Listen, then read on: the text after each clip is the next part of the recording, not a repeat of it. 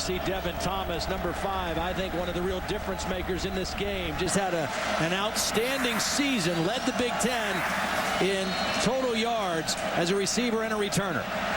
28-1 per return.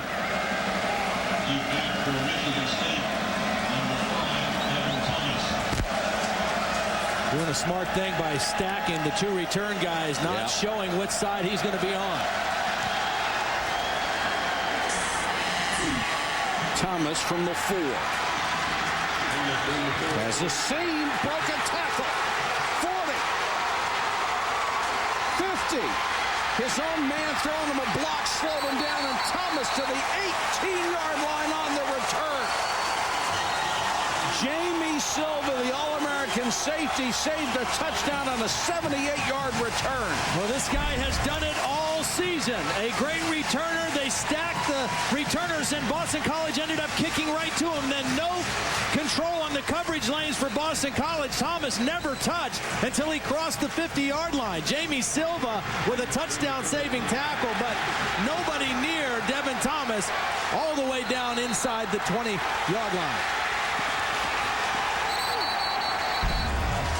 What a great way to start a ball game. Boy. 1st and 10 from the other team's 18. Colcrick is the running back, and he'll get the carry. Colcrick weaves his way inside the 15 with a Samsung Mobile starting lineup. Here is Colcrick to tell us about that Michigan State offense. Heading up the offense for the Spartans is quarterback Brian Hoyer, a true gunslinger. And in the backfield, we have Thunder and Lightning, Javon Ringer, and myself. At wide receivers, we have primetime Deion Curry and showtime Devin Thomas. On the front line, we have senior Peter Clifford, Kenny Shane, and the guy who gets more touches than any running back, John Masters. Ringer now checks in as the deep man in the eye. Hoyer, the quarterback. Ringer on the toss. And dragged down in the backfield at the 19-yard line. Brady Smith got penetration.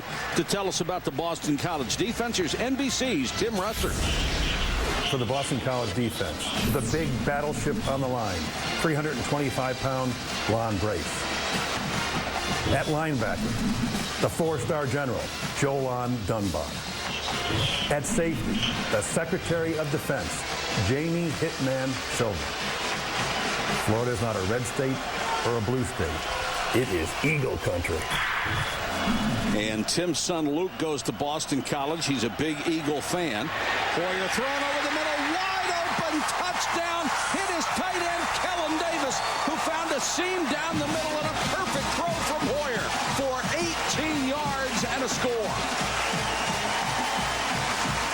Well, this guy has been on a hot streak down the stretch. 28 receptions coming into the game, 14 of them in the last 4 weeks. You would think Boston College would account for him a little more significantly, but he ran right down the middle of the BC defense into the end zone.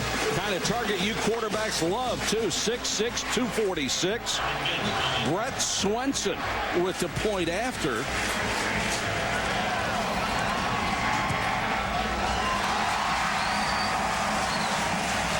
And Michigan State takes only a minute.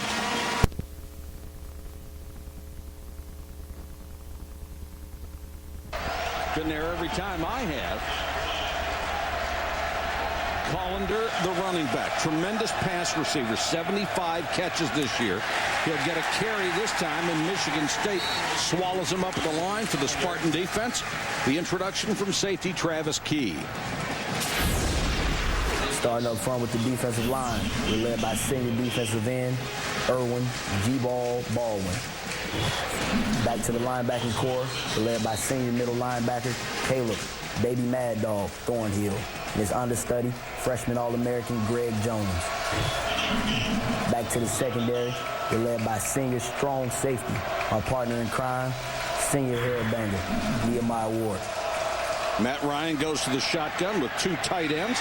Throws out in the flat, and it's off of Thomas's hands. He's the starter at that position. Had a great year with 52 catches. In fact, they have 4 guys who have caught more than 50 balls this year as Ryan has spread it around. And, Todd, he's done it without a really go-to guy, without a big-time speed receiver. Yeah, I mean, his go-to guy is his tailback working against linebackers on option routes, which we'll see a lot tonight with Callender. But he doesn't have a speed receiver on the outside, a guy who can really threaten the defense the way like Michigan State does with a Devin Thomas. And there's Davis with 2 sacks this year in limited time as a pass-rushing defensive end. Davis gets a little pressure. Ryan throws complete up to the 42. No. Brandon Robinson went to the ground trying to make the catch, but the official in there in a hurry saying the ball hit the ground. Well, 2 pass plays in a row. Michigan State able to generate a little pressure for Matt Ryan. Collapsing the pocket. He steps up. The ball is thrown low. Hard to tell from that angle whether the ball bounced or not, but a pretty quick call by the officials and not a lot of protesting by Gunnell. He must have dropped it because the ball was off the ground when it got to him. Ayers will kick to Thomas. Wow. Did a nice job and really banged it, and Thomas on the run pushed back inside his 20-yard line, takes it at the 18. Well, that was almost disastrous for Boston College. 2 block kicks the last time they played against Virginia Tech in the championship game. Got away with that one.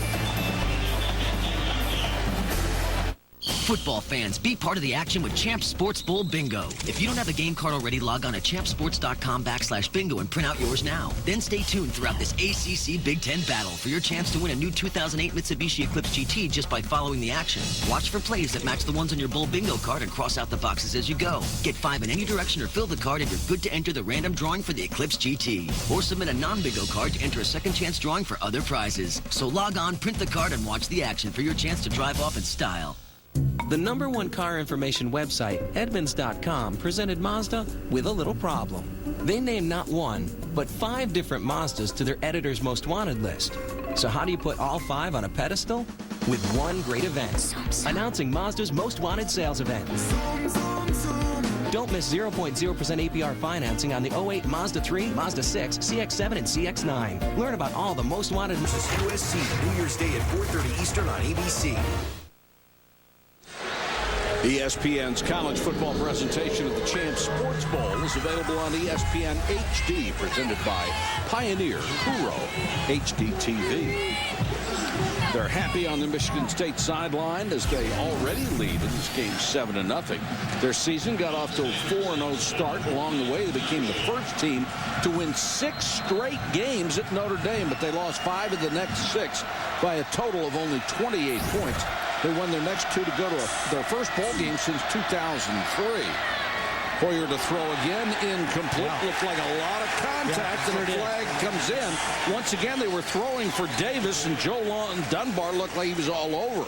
See, I think Boston College has 2 major matchup problems in this game. One is outside with Devin Thomas, a big physical receiver at 6'2", 218 pounds. The other one with the tight end Davis at 6'6", 250 pounds.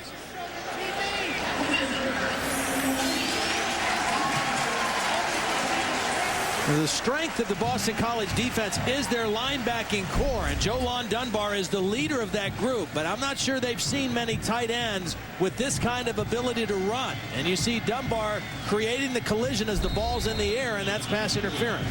Dunbar outweighed by that tight end by 25, 30 pounds.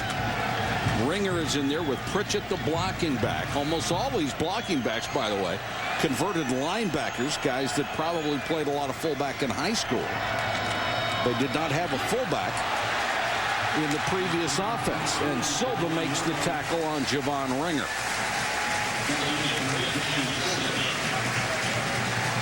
Yeah, I mean, you're talking about guys that maybe looked at being third-team linebackers running down on kickoff and say, you want to be a fullback? Yeah, I'll play fullback. I'll lead block and get on the field, get a few passes thrown to me. Look at, this is the matchup of the game when Michigan State has the ball. Their ability to run the football against that BC rush defense. And again, I'm not sure BC has faced a running football team as physical or as strong as this Michigan State team. Only 2 teams went over 100 yards against them this year. Straight up the middle, this is Colcrick, and he is a load at 255. Go to Holly. Well, guys, it is the most physical team that they've played all season, according to Boston College. Their linebacker, Jolan Dunbar, and their defensive coordinator, Frank Spaziani, told us it will be their greatest test. He said, we just haven't faced teams that are this smash-mouth type of football. We asked Jolan Dunbar, are you ready? Can you play more physical? And he said, all systems are go. We'll see. One indication, Holly, is they just subbed everybody on the front line for Boston College, trying to get fresh bodies in on that defensive line, play as many people as they can. 1st and 10, Michigan State at their own 40. Hoyer on that little half roll. Can run if he wants, throws instead. Curry with the catch. And Curry into Boston College territory at the 49-yard line. Gain of 10. I think Brian Hoyer is a guy who got better as the season went along and then had the bowl preparation time to just keep building on how he finished the season. Had a great game against Penn State. Threw for a career record 4 touchdown passes in that big win at home to secure the bowl bid. And he is off to a good start here tonight. And anytime you can run the football with some effectiveness, it opens up your play action. Plus, you've got a big-time tight end in the middle of the field. That's going to help Brian Hoyer be a better quarterback. That yardage total, 4th best in Michigan State history for a single season. Hoyer hands off on a tight end around to Davis, who's obviously going to do a little bit of everything today. Well, and again, that just shows you the kind of athlete that Kellen Davis is. I mean, he's got excellent speed and strength at the point of attack as a blocker, but he's got the speed to run those routes down the middle, and even good enough with the ball in his hands to hand it off to him a time or two. All career highs for him this year, 21 catches for 475 yards. And they find him on this club with an offense that really ignored the tight end as a spread kind of offense under the previous administration. Flanker screen out to Devin Thomas. He of the 75 catches this year. And, you know, it brings up a great point, because you wonder, sometimes it just is the right combination or a clean start for somebody. Take Devin Thomas, for example. Here's a guy, last year he had 6 catches. I mean, that's all he had for the entire season in a passing offense. Well, somewhere along the line, the light really came on for him. He got a fresh start with a new coaching staff. He had a phenomenal season as a starter this year, and they really didn't even know coming out of spring that he was going to be the starter. It was during the summer when he really started to prove that he was ready to play. Well, a new coaching staff comes in. They have no built-in loyalty to anybody on the team. It's open season for positions, and here is the tight end again. Nice catch and a good throw. Hoyer to Davis, and Mark Herzlich with a solid tackle takes him out of bounds. So sometimes you get buried on a depth chart. You're in a coach's doghouse. Not necessarily saying that's the case with Thomas, but he did get a fresh start. He certainly made the most of it. Yeah, and he had a great year, and I think his success really opened things up inside for Kellen Davis, particularly down the stretch. And again, those are 2 difficult matchups. Even though BC is not a heavy man defensive team, they're mostly zone pass defense. Those 2 guys are going to be difficult to match up with. Michigan State right now having no trouble moving the ball against Boston College. Hoyer with a lot of time down the middle, just overthrown off the fingertips of Blair White, who just touched it with his right hand. He was covered by DeJuan Tribble, who's just coming back from an injury. The problem for Boston College right now is they are not getting any kind of pressure around Brian Hoyer. Now, part of that is it's play action. Part of it is you have to respect the running game of Michigan State. But so far, he is able to set his feet and survey the field and take shots where he wants to. And this is a team with 34 sacks this year. Look at the numbers early. Michigan State with 50 yards. 2 tight ends in this set on 2nd and 10. And Ringer with the carry. Stutter steps inside the 35 to the 34-yard line. First guy to lead the Spartans for 3 straight years since Cedric Irvin did it, 96 through 98, is Javon Ringer. And with 1,346 yards rushing, second team All Big Ten this year. You know, the thing is, when he played against Big Ten opponents, he was at his best. He averaged 6.6 yards per carry in Big Ten competition. I mean, that's playing your best against the big boys. Davis back in at tight end on 3rd and 7. He'll be in the slot. So they'll have him all over the field. Here comes pressure from Boston College. Hoyer runs away from it and throws the ball out of bounds. Good pressure that time by the blitzing linebacker, Kevin Ahrens. And that's the first time they were able to get pressure on Hoyer and forced him to throw that ball away. A nice design pressure. It was not an all-out blitz because it was zone coverage behind it. Frank Spaziani, defensive coordinator, sent the linebacker Kevin Akins, and he was unblocked on his way to the quarterback. And they have not sent the punt team on. It's in that iffy area at the 52-yard line, or 52 yards if they wanted to go for a field goal. But on 4th and 7, they're at the 35. If you punt, how much are you going to possibly gain? You kick it out of bounds inside the 10, maybe. The ball goes in the end zone. It's back to the 20, and then only 15.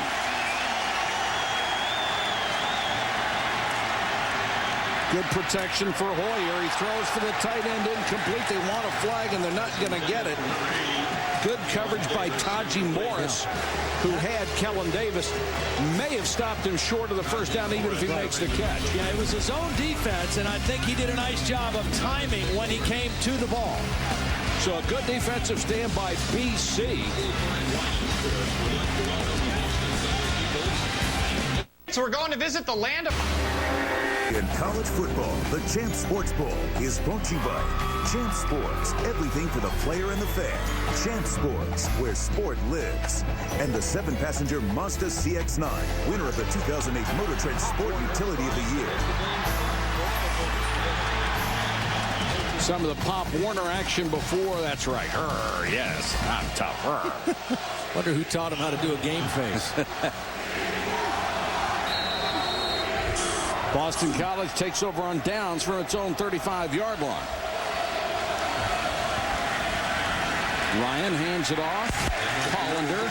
Let's get back to the Pop Warner. Todd's got a little analysis here. Well, you know, I mean, this is the first ever Skycam replay of a Pop Warner game, but it deserves it. Watch the block as they come on their end-around sweep. Watch this. Wow, a decleater. An 8-year-old gets a decleater right there. Wow, it's outstanding. But he didn't taunt. That's a good thing. He didn't stand over him and taunt. You know, he just kind of looked at him and then ran back to the huddle. Nice block. Yes, it was. Ryan short set under pressure. Throws complete up to the 45, maybe the 46-yard line. Should be a first down. Jeff Jagodzinski in his first year was an assistant for this school, 97 and 98. Then went to the NFL, Green Bay and Atlanta, and came here 1 year after the offensive coordinator job in Green Bay, a chance to work with Brett Favre. And he's a good fit. I mean, his being at BC before really helped him to know the kind of kids you recruit at BC, what kind of players you're going to get. And he fit in perfectly. Plus, he inherited an excellent senior class for his first year. Ryan in trouble. Down he goes. Good pressure by Baldwin, who has 8.5 sacks now. And they're going to mark him, I think, back at the point of what looked like a sack. Well, I think what they're arguing, I don't know that he was down, but was the ball across the line of scrimmage? You're allowed to throw it away, but if the ball doesn't cross the line of scrimmage, it's intentional grounding. He's allowed to throw it away if he gets outside the tackle box, which he was. I think it's going to be grounded. Close. It was very, very close whether his knees were down or a knee was down. Intentional grounding. Offense, number 12. Spot on the foul. Loss of down, second down. The rule is if you're outside the tackle box, you can throw the ball away when there doesn't have to be a receiver around, but the ball must cross the line of scrimmage. Now, he didn't get enough on that football because of the impending tackle. Right. but still, that's the rule, and Boston College backed up significantly on this second down play. That cost him 15, so it's 2nd and 25. Not only do you lose the yardage, you lose the down. Left tackle moved. They're going to back up 5 more. Gosder, Sherrillis, their top lineman, has started. This is his 51st start at left tackle. He was a little early getting out of his stance. Offense, number 77. 5-yard penalty. It's second down. That's the last guy you would expect to do it. He just set a school record for consecutive starts. Now, the problem for Boston College and their offense, and it hurt them in a couple of their losses, is they've got receivers who are good possession receivers, but they don't have anybody that really threatens the defense or threatens to run by the defense. So defenses can kind of squeeze down on this Boston College pass game. Go with the draw and only get it out to the 31-yard line. Collender comes out. And you'd love to see what Ryan would be able to do with, you know, at least one speed guy on the outside to stretch the field. It's hard when you can only stretch a defense horizontally, and I think that's what the problem is for Boston College. They don't have as much vertical stretch unless they get it off of play action or unless they set it up and they can create ways to get somebody down the field vertically. But they've got good receivers. They just don't have guys that can really put the scare into a defense. And there's no doubt that Matt Ryan has the arm. 3rd and a mile. Draw play, nice safe call, not much yardage out to the 36, and they'll have to kick it away. The tackle by Greg Jones, who is a true freshman who led this team in tackles and is going to have a sensational career in the Big Ten. Number 53, 6'1", 220, out of Cincinnati. This coaching staff was well aware of him when they were in Cincinnati. He wasn't going to come there. He wanted to go to the Big Ten, and when they came to Michigan State, they were able to get back in the recruiting race for him. Yeah, played at Archbishop Moeller High School, and a lot of guys from the Cincinnati area on both these teams. Boston College has 6 kids from the Cincinnati area. A lot of familiarity. Ayers to punt to Thomas. Nice move to get past the first man, then take it out of bounds up at the 38. An 18-yard return after a punt of 44. Michigan, first quarter in the Champs Sports Bowl with a 7-0 lead. One of those teams that beat Boston College earlier in the year.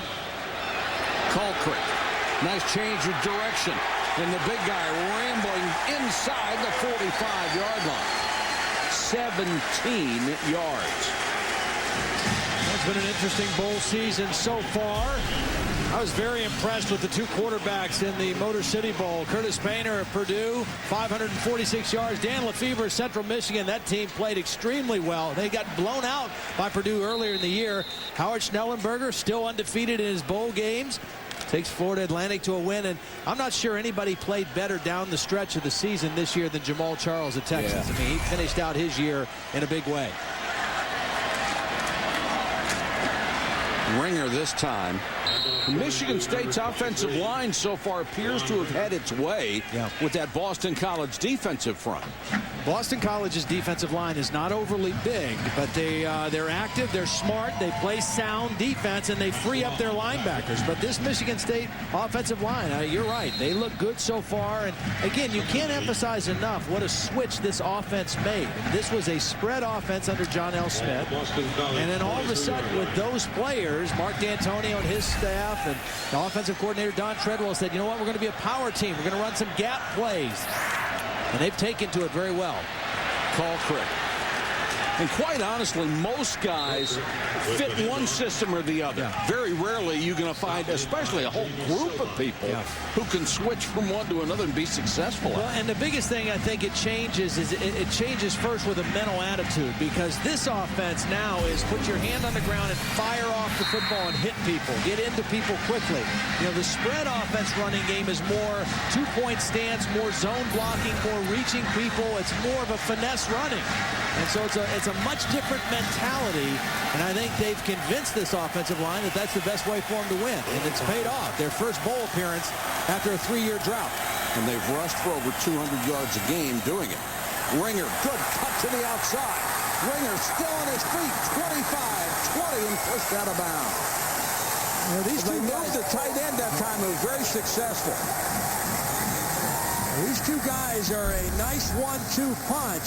You see Kellen Davis right at the point of attack. Number 80 gets the great block to secure the run. Larkin is the guy he blocked. But Ringer and Colquitt, they're two different styles, but that doesn't change the way they call plays. They just call the plays they want with no matter who's in there. But Ringer has a little bit more make you miss. Colquitt a little more power at 255 pounds. Ringer fourth in the Big Ten in rushing this year. Colquitt was number 9 in the Big Ten. What a 1-2 punch. Colquitt back in there this time. He's a very patient runner. Waits on the hole to develop. Let's go down to Holly Rowe. Well, guys, Javon Ringer is a 1,000-yard rusher this season for the first time since 2001 for Michigan State. And he said this summer he was actually working out, doing some summer conditioning, running the stadium stairs with T.J. Duckett, great NFL player. And T.J. took him aside and said, you know what? You can get 1,000. You just got to try. You got to believe that you can. He said, you know, that guy at that caliber, having that kind of confidence in me really stuck with me. And he thought, you know, if T.J. thinks I can do it, maybe I can. And, guys, he sure did. Just took somebody to believe in him and give him a little self-confidence. Well, Holly, the hard part for him is exchanging possessions with Colquitt. I mean, you only get to play about half the time. It's even that much tougher, and he did it anyway. In fact, before this game, 1,346 yards. Yep. You mentioned T.J. Duckett. He was that last guy in 2001 to run for 1,000 yards for Michigan State.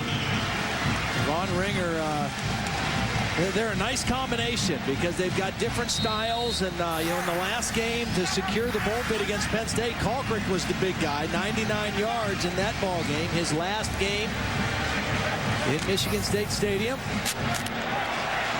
And he's been the beneficiary this year of Ringer getting a lot of good runs inside the 10-yard line, being a little tired. Colquitt comes in and gets the touchdowns, as you saw, at 21 this year, which is a school record. Down the middle, picked by Silva in the end zone. The All-American safety back to the 30 and out of bounds at the 38-yard line. And he had a beat on that one the whole way. 39-yard return, the 7th interception for Jamie Silva.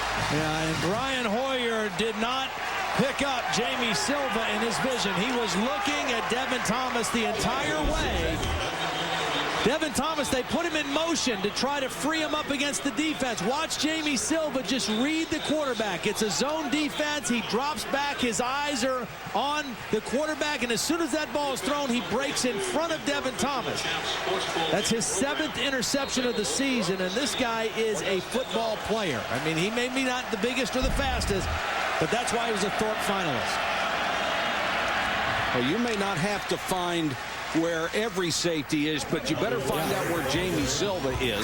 And here's a kid who has become a consensus All-American after barely getting a scholarship. He was the last guy to get one, and it was like they were describing how get out of the meeting, right? Yeah, they were leaving the meeting. So wait a minute, we got a scholarship. Give it to Silva. Yeah, he was going to Brown, I think. Yes, he was. Yeah. Very bright young man, as are most of the Boston College players. Of the top 25 teams this year, they have a 93% graduation rate, which is #1 in the NCAA. For more on Silva, here's Holly Rowe. Well, guys, Jamie Silva was one of those last guys to get a scholarship, and Frank Spaziani told us the first time he got out on the field and we were in a scrimmage situation, that kid was like a deer in the headlights. He didn't know where to be, where to line up, or what to do, and somehow he could tackle the ball, find the ball, and make plays. He said from the very beginning, I knew we could teach him because he just had those instincts that you can't teach. He was just a football player, and that's a great compliment coming from Spaziani. Well, anybody with hair like that ought to have a scholarship anyway. 3rd and 5 for Boston College. Ryan with a quick throw over the middle, incomplete, intended for Rich Gunnell. Well, the umpire got in the way. The umpire got in the way of that throw to Matt Ryan. Ryan was trying to hit Gunnell right in the middle. Watch the umpire kind of just disrupt the throw and the vision of Gunnell, and he slowed down, and it's 4th down now for Boston College. I mean, you can't blame him. That's his position to be. He tried to duck out of the way, but it affected the timing of that throw by Matt Ryan. The umpire, John Mascarello, almost had an egg-sized lump on his forehead. Ayers to punt again. He's had a good game so far. Thomas is back. Terry Love is the normal punt returner, but he's one of those guys who was suspended for academics. So Thomas, who is the great kickoff return man, is also back on punts today. Fair catch, makes it at the 11-yard line. A 46-yard kick and no return. Good job again by Johnny Ayers. Orlando up 7-0 over Boston College. Late in the first quarter. BC wasn't able to take advantage of that interception by Silva, but they were able to flip field position a little bit, hoping their defense can get a 3-and-out here and give the offense the ball. Hoyer fumbles the snap from center, and BC had a shot at it. They say they have it, but no official sign yet. Mark Herzlich, the linebacker, number 94, looked like he had the best opportunity to come up with it.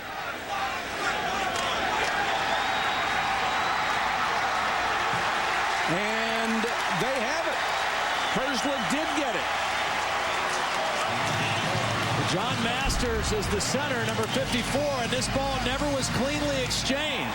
Partly the pressure that Ron Brace, I think, put on the center, but the ball never got up cleanly, and Herzlich is the guy that's going to come away with the football. So they get the punt and the good field position on defense, and then they get the turnover right away. So for the first time, Matt Ryan in Michigan State territory with the Boston College offense. They have done nothing to this point. 3 drives, only 27 yards and 1 first down, but a golden opportunity right here. Got Collender as the deep man in the eye.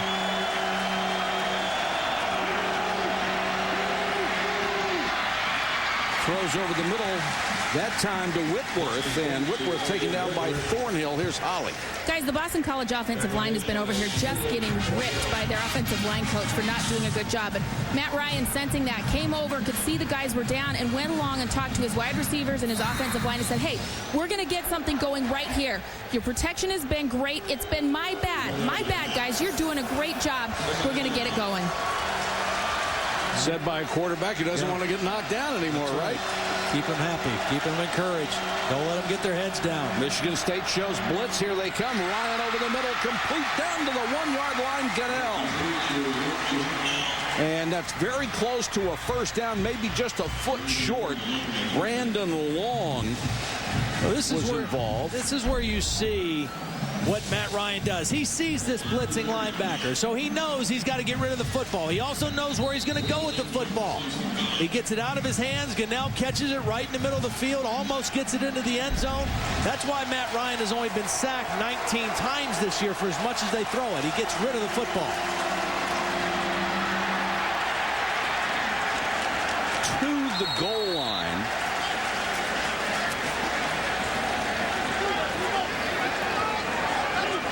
McCluskey, the ball carrier.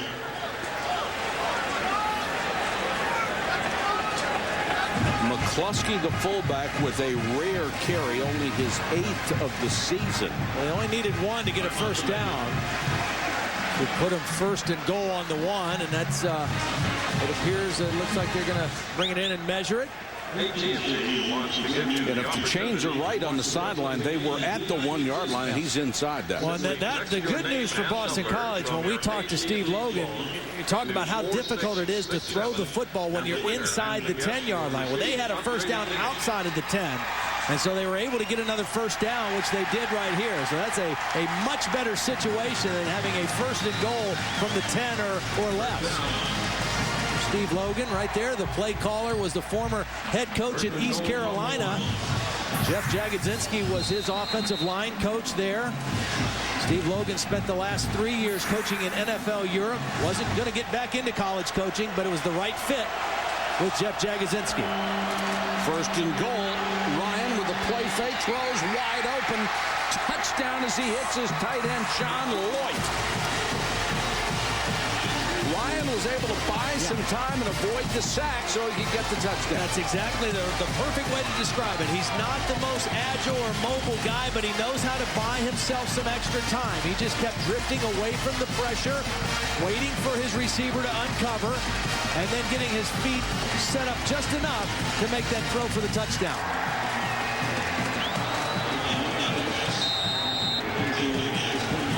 Abinavicius will come on to try the point after. He's hit 43 out of 47 this year. The former walk-on drills this one through. And Boston College takes advantage of the turnover and gets on the board to tie this at 7-7.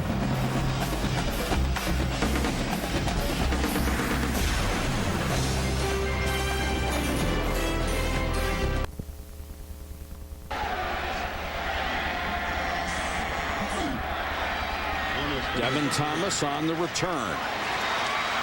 Sneaky fast, gets to the outside and across the 30. One guy I want you to keep an eye on here is I want you to watch the right guard, Cliff Ramsey. He's going to pull out and get a nice block on Greg Jones. Just enough of a block on the outside to give Matt Ryan a little bit more time. Watch the guard come out, makes contact, drives the linebacker down. That opens up the lane, the throwing lane for Matt Ryan, and they get the touchdown. They get the turnover, and they get the touchdown, and it's a new ball game again.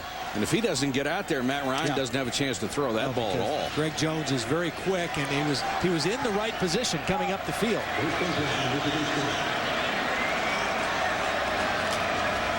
Ringer on the toss. Planted by his own man at the 34-yard line. His guard, Roland Martin, ended up on top of him.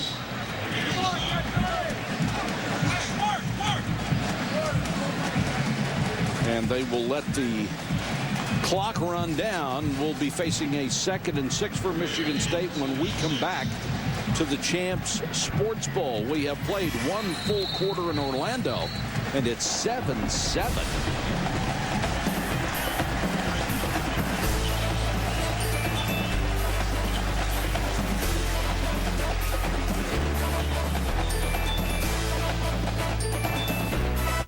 ESPN360.com. To Orlando and the Champs Sports Bowl game. Glad you could join us. Perfect night here in Central Florida. And we have a 7-7 score at the end of the first quarter. Michigan State really controlled this game until they had 2 takeaways on their last 3 snaps. They were going in for a score, apparently.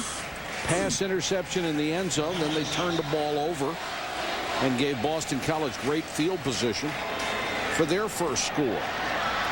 Toss out to Thomas. Stop made by Dewan Trimble. Here's today's Aflac trivia question. Boston College tied for the longest bowl winning streak in the nation. Who was the head coach of the last team to beat BC in a bowl game? Now that's harder. Very hard, in fact. All you have to do is text us with your answer. That's what's really hard. It would be for me.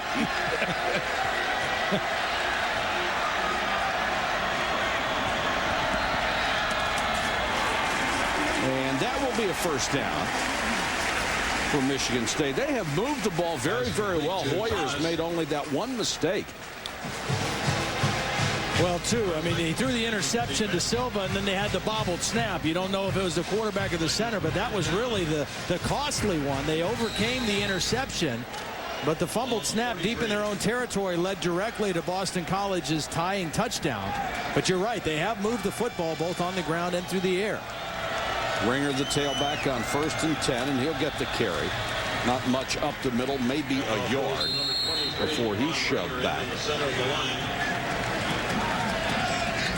Joe Lon Dunbar, it was a pleasure meeting that young man, a very bright, very well-spoken senior who runs this defense, 3rd in tackles this year. And the only reason he wasn't first, one, Jamie Silva, who was a brilliant player from the safety spot, but Dunbar was hurt. Hurt his ankle in the Florida State game and missed some time. but really had an outstanding final season. Became like a coach on the field and took his game to a whole new level for Frank Spaziani's defense. Play fake to Colquitt. They screen back to the other side. And incomplete as they had the fullback Andrew Hawken out there, but he went down. And the ball sailed over his head. Setting up the screen. Looked like they had something there, too, if Hawken can stay on his feet. I think so far, a really nice job by Don Treadwell, the offensive coordinator, mixing play calling, keeping this Boston College defense a little bit off balance. That may have been one of those plays where, you know, you're working on bowl games and trying to put in something new, because he only caught 10 passes all year long. Third and long, they go to the shotgun. Hoyer under pressure, throws. He's got his tight end, Davis. But Davis will be well shy of any first down as Dunbar is right there. Yeah. Looks like the BC defense has made some pretty decent adjustments. Yeah, they're settling in a little bit more. They've been a little bit more stout against the run. And closing around that tight end a little bit more. Early in the game, guys were running a little bit more free in the passing game. Now, Ryan Hoyer having to fit the ball in a little tighter spaces. Bates will punt to Silva, who had just nearly 7 yards of return. Low kick. Boy, it was very returnable. Makes the first man miss. Silva tripped up as he got to the 30-yard line. A 14-yard return after a 37-yard punt. We told you about Matt Ryan earlier, that he was the ACC Player of the Year. He also won the Johnny Unitas Award. The Golden Arm Award is the best senior quarterback in the country. And single-season school record, 4,200-plus yards and 28 touchdown passes with only 18 interceptions. And again, you consider that he did that with a new head coach and a new offensive coordinator. Now, granted, both guys are from passing backgrounds and a quarterback-friendly systems and coaches, but he still had to relearn a whole new system starting last spring. Ryan looked toward Purvis, then goes back the other way, and it's incomplete. Good defense by Michigan State as Megwa couldn't come down with it. Warwick and Gordon on defense. Let's go to Holly. Well, guys, Matt Ryan is projected to be a very high draft pick, if not the first quarterback taken in this year's NFL draft. And he said it caused him some real stress the last few weeks trying to get that organized. He said he's going to go to Arizona after the bowl game and begin his training and his preparation for the draft. He said he's had a lot of details to get taken care of, but he said he took about a week, got that taken care of, did the award circuit, and he said for the last 2.5 weeks, all I've thought about and worried about is Michigan State. He's really trying to compartmentalize and get things back on the field. Ryan quick set, flanker screen to Robinson. Got a block in front of him. Good job by his teammates to get him that extra yardage, and he's up near the 39-yard line. And Todd, really, the NFL is in dire need of pro-style quarterbacks right now. There just aren't guys being developed. Yeah, and he is a good one. I'll tell you, this guy's got everything that you want out of the NFL quarterback position. His problem, though, right now in this game, and it has been for different parts of this season, is they just don't have enough of a running game consistently. They average just over 100 yards, or that dynamic speed receiver on the outside to keep a defense honest. Which really makes his numbers even that much more impressive. Ryan again throws to the sideline, complete, hit the tight end McCluskey. But you see in that play the things that make him good. I mean, he makes the play fake. Watch how quickly the ball's out of his hand. Boom, set his feet, it's gone. Perfect throw right over the shoulder. It's not a hard catch for the fullback to make, and it's an easy first down conversion. But the BC offense is really limited, I think, to more horizontal stretch stuff and not as much vertical stretch. Still have to try to keep that defense honest and try to throw the football down the field if they get a shot. L.V. Whitworth, the running back, wrapped up by Thornhill.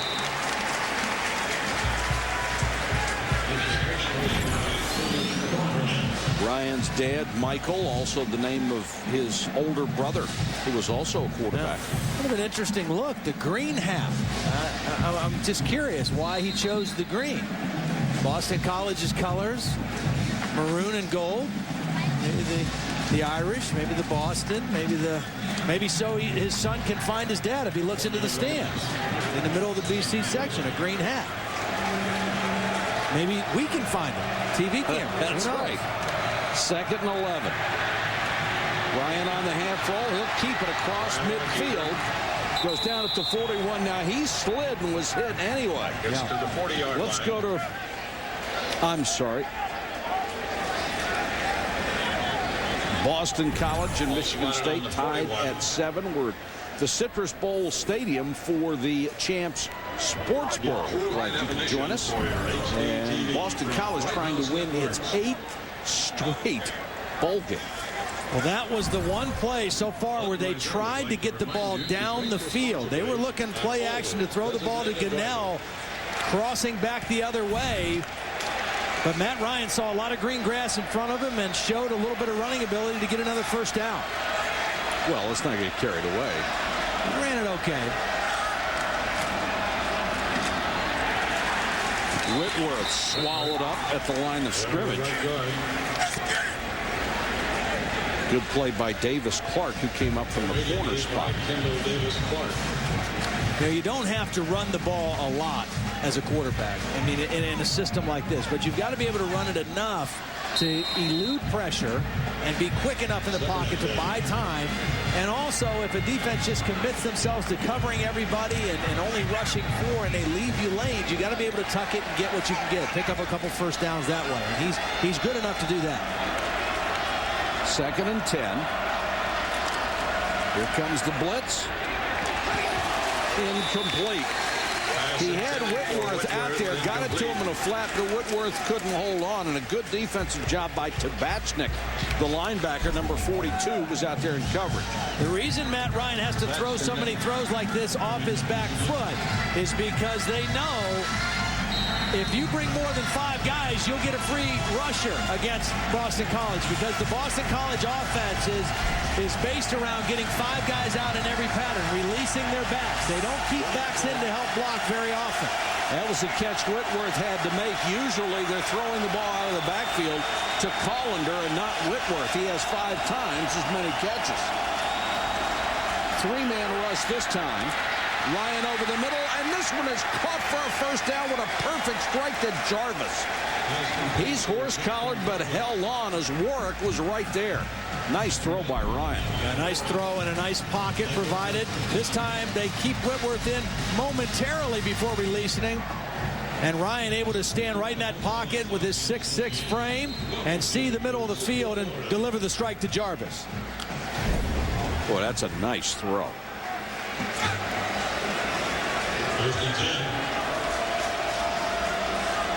Have it at the 28. Collender, no chance. Tabachnik again, who's alternating in there with the freshman All-American Greg Jones at that strong side linebacker spot. Michigan State's doing a nice job against the Boston College run. They haven't given up any significant plays, and they've done most of it by keeping 2 safeties back. They haven't had to bring an extra guy down near the line of scrimmage. And when you can defend the run without having to commit an extra guy, it really gives you the advantage defensively. There they are again, 2 safeties.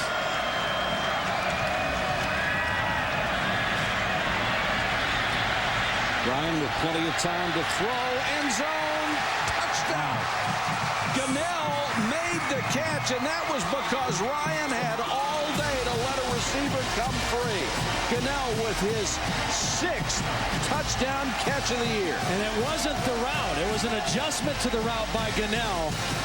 After he saw the quarterback buying a little time and waiting, Gunnell just changed that route and brought it back to the end zone, and Ryan found it.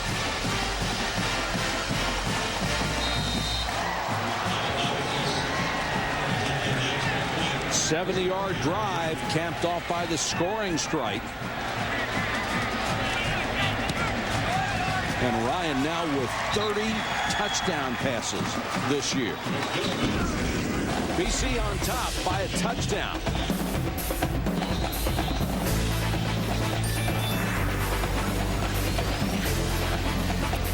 You taking the lead 14-7. Goodell with a touchdown catch from Matt Ryan, capping a 70-yard drive that went 3 minutes and 31 seconds and took 10 plays.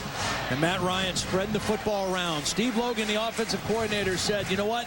If you run your route, the ball might find you. In this offense, he doesn't keep track of catches by individuals, but rather catches by positions. Who's open? Let's get it to all the positions on the field. Thomas has to run up on this one, takes it at the 13. Guy's a tough runner. He'll drag people with him. Goes up to about the 33-yard line. We'll go back to the touchdown. I want you to watch Rich Gunnell, who catches the touchdown pass. Now, he's going to be in motion right here. He's going to come across the formation and run a corner route. But as soon as he looks back and sees his quarterback in a little bit of trouble and starting to scramble, Gunnell is just going to instinctively roll it back inside to the end zone. He sees the quarterback. He changes the route.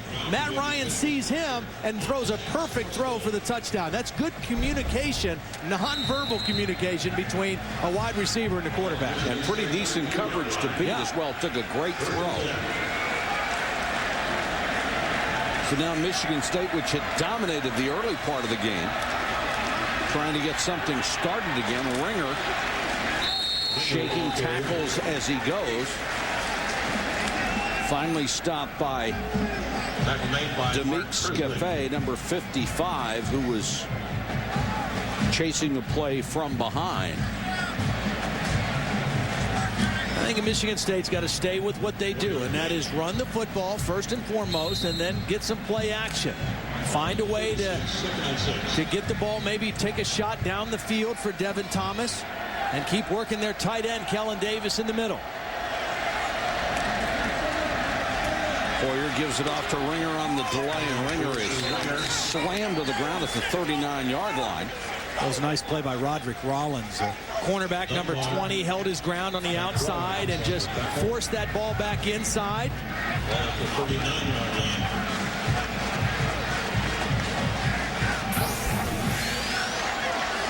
Well, there's what you're talking about from Michigan State. Balanced with 16 rushing plays and 13 pass plays of their first 29. They've done that all year. They're one of only 9 teams in all of college football to average over 200 yards both passing and running for the season. And the most important stat, they're averaging 34 points a game. Hoyer down the middle, that is too high. Silva gives Thomas a bump after the ball goes by. Thomas with 75 catches this year, 1,226 yards. And he had Thomas. He had him on the corner route. The ball just took off a little bit on Hoyer and sailed over the top. But they had the corner route. If he gets that ball down, Thomas makes that catch in front of Silva. Information for Michigan State, number 18, Aaron Bates. Bates will kick to Silva. Jamie Silva. Safety waits at his own 20-yard line. Again, a returnable kick.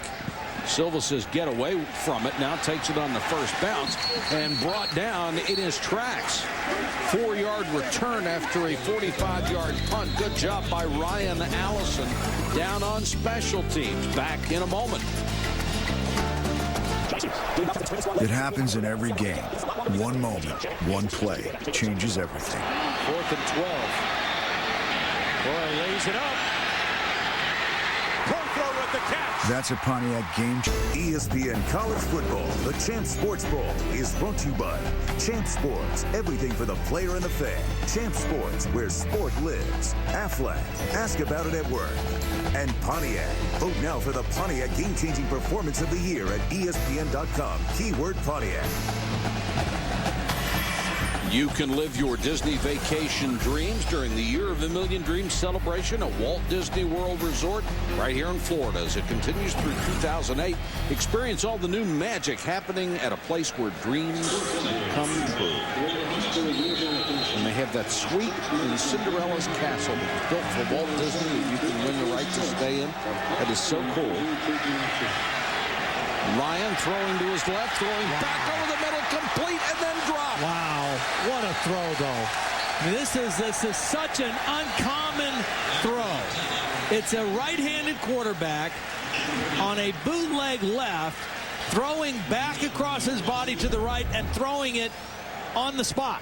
I mean, watch this. This is not easy to do. Roll left. Now, it's a little easier if you're thrown to the left sideline, but he's thrown it back to the middle and guns it.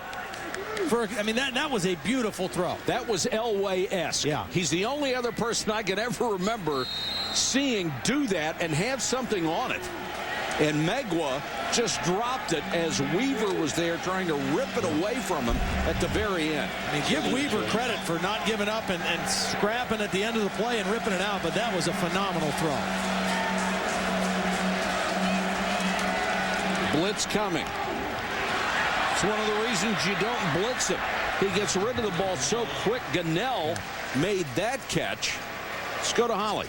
Well, he shows some of that toughness that his childhood hero Brett Favre has as a quarterback. And, guys, Jeff Jagodzinski, his new head coach, was the offensive coordinator at Green Bay last season. So he hooked it up that Brett Favre called Matt Ryan.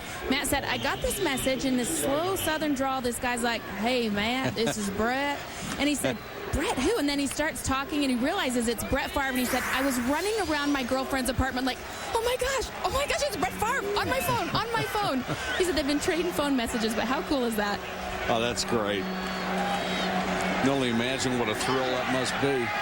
Ryan again throwing back to his left, that time too high as he tried to fit it in.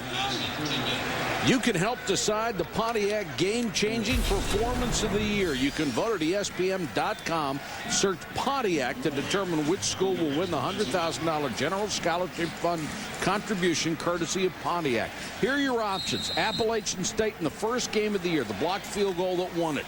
Auburn, the game-winning field goal against Florida, the Alabama touchdown to beat Arkansas, and Trinity with that multiple laterals for the game-winning touchdown against Millsaps. We saw 2 of those 4. Yes, we did. We saw a couple other ones that weren't on that list that were pretty incredible. Ryan throws underneath up to the 38-yard line. Challenger made that catch. Right now what Boston College is doing, their whole passing game is based on matchups because they know they don't have the speed guys outside. They're going to spread you out, and they're going to try to find the best matchups. Now, for most of the year, it's been Andre Callender, their tailback, against linebackers. These last couple possessions or last couple throws here, it's been wide receivers in the slot working against linebackers. A couple plays ago, it was Gunnell. That time, it was Challenger. And Boston College has taken its first time out on a 3rd and 4. And BC, number 14 in the country, up on Michigan State, 14-7. Who was the head coach of the last team to beat them in a bowl game? Gary Barnett at Colorado in the 1999 Insight Bowl. 32% of the fans got it right. I'll bet 99% of the 32% cheated to get it right. No offense. As long as they use the ESPN College Football Almanac, it's okay. Yes, that's officially licensed cheating. Tabachnik knocked that one away. It's a good stop for the Michigan State defense. Pat Narduzzi, defensive coordinator, came with Mark D'Antonio from Cincinnati. Their defense needing a stop right there and slow down Matt Ryan, who after a slow start had started to really pick it up.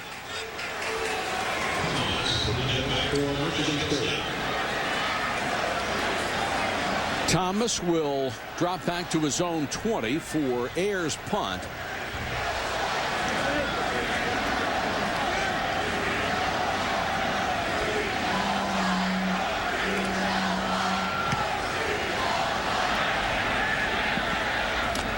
Not a great kick. Taken at the 27-yard line. Punt 35 yards, no return. Capital One Bowl Week featuring over 20 bowl games in 12 days on the ESPN family of networks continues tomorrow night. Joe Pa and Penn State face the Texas A&M Aggies in the Valero Alamo Bowl. Part of Capital One Bowl Week on ESPN tomorrow night at 8 Eastern. Joe Paterno coaching in his 500th ball game. And I think also his record 34th bowl game as well. Remarkable. Gary Darnell, the acting head coach. I think both these teams, it's a matter of who fights through the distractions the best, because they both have had their share this year.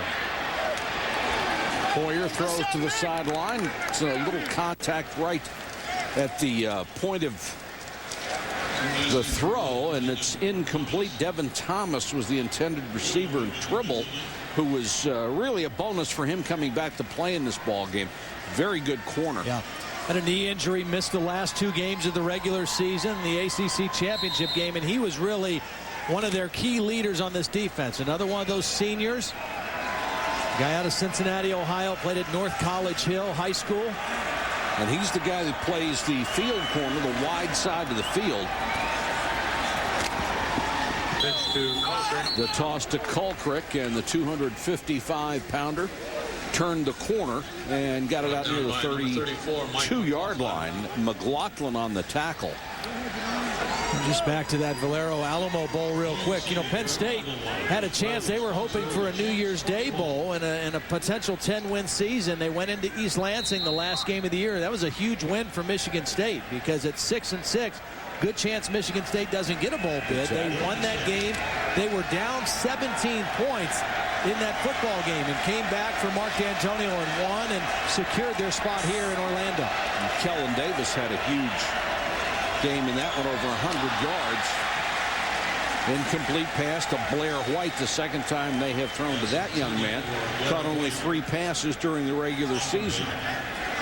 This game has started to change a little bit from a momentum standpoint. The first quarter seemed like the Michigan State offense and defense had the upper hand. Now the second quarter, the Boston College defense has settled in a little bit better. Matt Ryan has found his groove a little bit better. Ryan Hoyer started out 4 of 5 and a touchdown, and 3 of 11 for 12 yards since.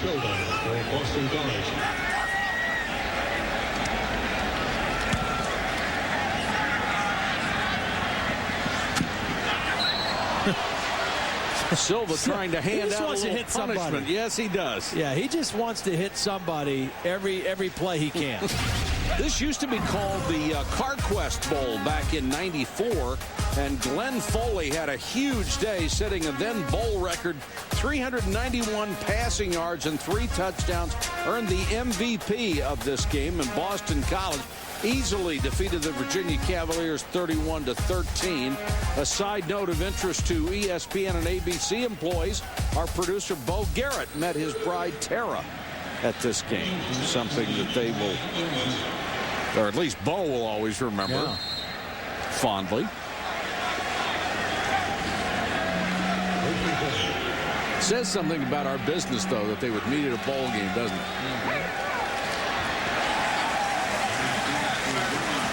We never did really hear the story of how, though, whether she,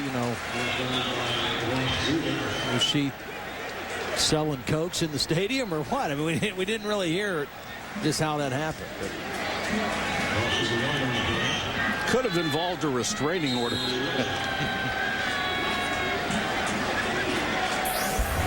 BC with the clock running, 5:05 to go in the first half at the 32-yard line.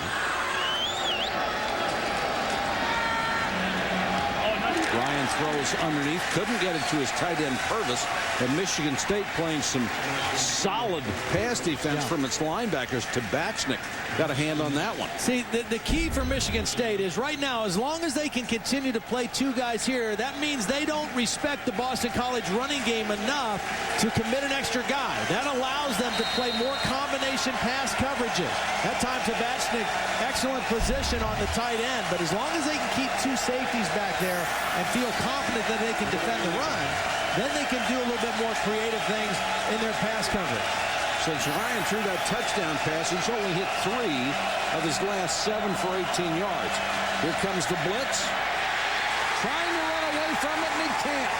Taken down back at the 17-yard line, and there is Tabachnik again, who's getting an awful lot of time at both the outside linebacker spots. That sack for a loss of 14, and his first sack of the entire season. Well, there's Tabachnik, number 42, working against the freshman. Now, you can't fault the freshman tackle because Matt Ryan left the pocket. And the tackle, Anthony Costanzo, had no idea where the quarterback was going, and so that puts a lot of pressure on him. But Tabachnik, with a couple plays in a row for the Michigan State defense. You're right. All that tackle's trying to do is protect the outside and help form the pocket for his quarterback. Ayers to kick. And Thomas expecting it to get good field position. Waits at his 40. Oh, my gosh. Well, that was ugly. This is going to be marked that was near less the than 10 30-yard line. Make it 6 officially. That'll kill the old average. You know, when you play in a bowl game, there are a couple things you really are worried about. Number one is tackling in space because you haven't done it very much. Number two is turnovers. And number three is your kicking game. Well, the Boston College kicking game, they gave up the big kickoff return to start the game. That's a mistake right there in the kicking game. Well, we said good field position. This is great field position. Remember in the ACC championship game, it was a blocked field goal and a blocked extra point that was returned for 2 points. There were huge plays for Virginia Tech in that game as well. Colquitt starts this series as the tailback. Hoyer throws out in the flat for Thomas, and it's way too low. Trying to get it out there in a hurry. Well, that was dangerous, too. That was close to being a lateral. Tried to get it to him quickly, trying to get Devin Thomas his hands on the football. Hoyer has cooled off considerably, throwing the football, trying to get a quick throw to get the ball in the hands of Devin Thomas and let him make a play.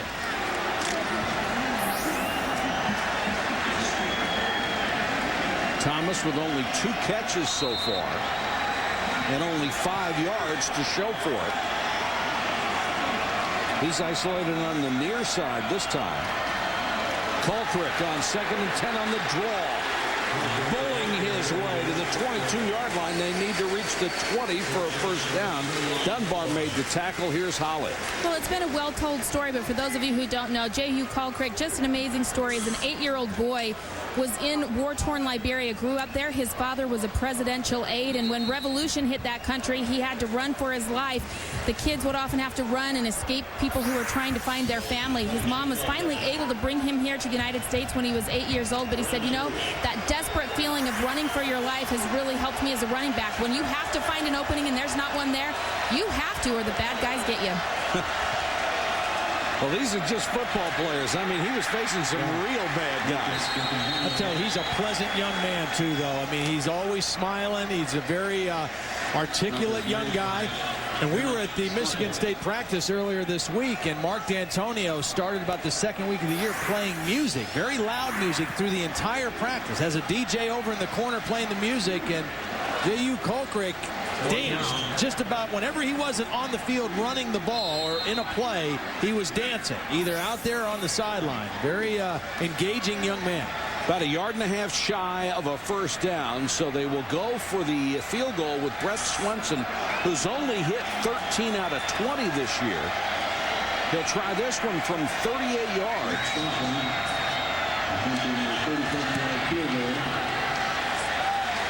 And Swenson from 38 yards knocks it through to cut the deficit to 4 points. Time now for Todd's Taste of the Town. It's the lost footage from Morgantown, West Virginia. About 15 miles south of Morgantown is Fairmont, West Virginia. In tonight. The blow was delivered a little lower. And what a menu Todd had this year. He should be about 320 at this point.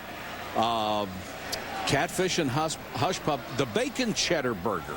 That was the one that had gravy on it, wasn't it? Yeah, no. Most of the stuff had gravy. No, that was the one with the homemade fries and the red cake, the red velvet cake. Oh, that's right. Yeah. Well, that was fun. The Arkansas Traveler. Now that had gravy on it. Yeah. That had gravy on top of gravy. Yeah, that had gravy and gravy. Yeah, we had some good stuff. You did a great job on that. Ryan on the screen. Collender up to the 34-yard line. You know, the funny thing about it as we come under 2 minutes with this Taste of the Town was it struck a chord, obviously. I mean, there are people that love college football. I mean, that's one of the things I love about college football, how passionate the fans are. But people are passionate about finding places to eat in college towns, too. And so it got to the point at the end of the year where, I mean, people didn't ask me anymore about football. All they wanted to know is where I was eating that week and where's the place to go in this particular town. Ryan pressured, and throws it away. And you're absolutely right. I'd get on an airplane to Washington, D.C., and people wouldn't talk about the game or anything else. Say, where's Todd Eaton this week? Where are you going? And coaches, when we would land, would be there and say, do you know where Todd's having dinner tomorrow night? It was amazing stuff. It was a phenomenon, that's for sure. This is going to be a 3rd and 2 for BC with 1:37 to go in the half. Little air guitar. Well, Callender has been kind of quiet coming out of the backfield. He had 13 catches in the championship game against Virginia Tech. Blitz coming. Ryan unloads and it's intercepted. Picked off by Eric Gordon, the redshirt freshman weak side linebacker, and he returns it for 17 yards. Yeah, here's Gordon right here. Now he's going to drop back, and Matt Ryan is going to be looking this way. He's not going to see the backside linebacker. He's going to see the front side linebacker and the safety, but not the backside guy. And Eric Gordon steps right in front of the throw and makes a huge play for the Spartan defense right before halftime. You said it earlier, when you can't stretch the field and you don't have a receiver that can get deep, that defense is just more and more compacted all the time. They're watching for those intermediate routes and the underneath routes because they're not threatened deep the way they might be in another offense.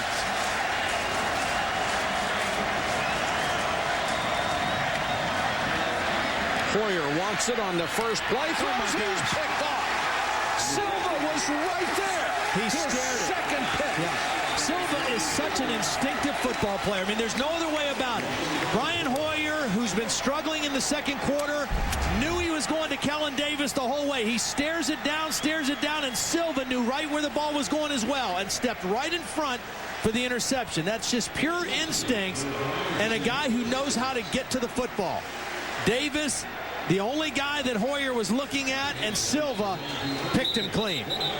I mean, Silva is breaking on the ball just as it's leaving his fingertips. You know, the crazy thing is, I talked to Frank Spaziani earlier in the year before the Virginia Tech game in the regular season, and when he was talking about Jamie Silva, he said he's always been a hitter. He's always been a guy who's been around the ball, but the step he had to take this year and what the NFL scouts wanted to see in Jamie Silva was how he played the pass. Well, I'd say he answered a lot of questions about his pass defense this year. That's his 8th interception now on the year. And the Eagles did a tremendous job this year on defense, intercepting passes and forcing the turnovers. Check in with Reese Davis. Reese? All right, Mike, coming up on the Flomax halftime report, we'll unearth tonight's gem and look ahead to the Emerald Bowl. And in case somehow you missed the bizarre happenings in San Diego last night, we just can't get enough of the Texas play on the sideline. Also set the table for all of the bowl games on Saturday. We're not eating as well as Todd, but Mark and Lou are here, and we'll see you in just a little bit at halftime. You can't possibly eat as well or as much as Todd. Ryan again throwing underneath and completes it only out to the 24-yard line to Gunnell. I think I'd take a knee here if I'm Jeff Jagodzinski now. 3rd down and 8, or just actually we're going to be close to a first down here, but even if they get a first down, I'm not sure with 38 seconds left you take too many more chances. Again, you don't have that ability to make the big play down the field. It's going to be very difficult to get into field goal range at this point. Got a 4-point lead.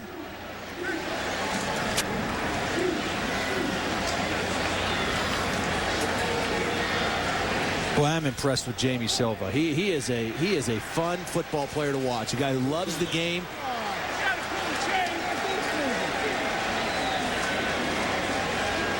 I love the guys who are allowed to play that true free safety spot where they can read the quarterback's eyes and where they can roam the field and go where they think the ball's going to go. Yep.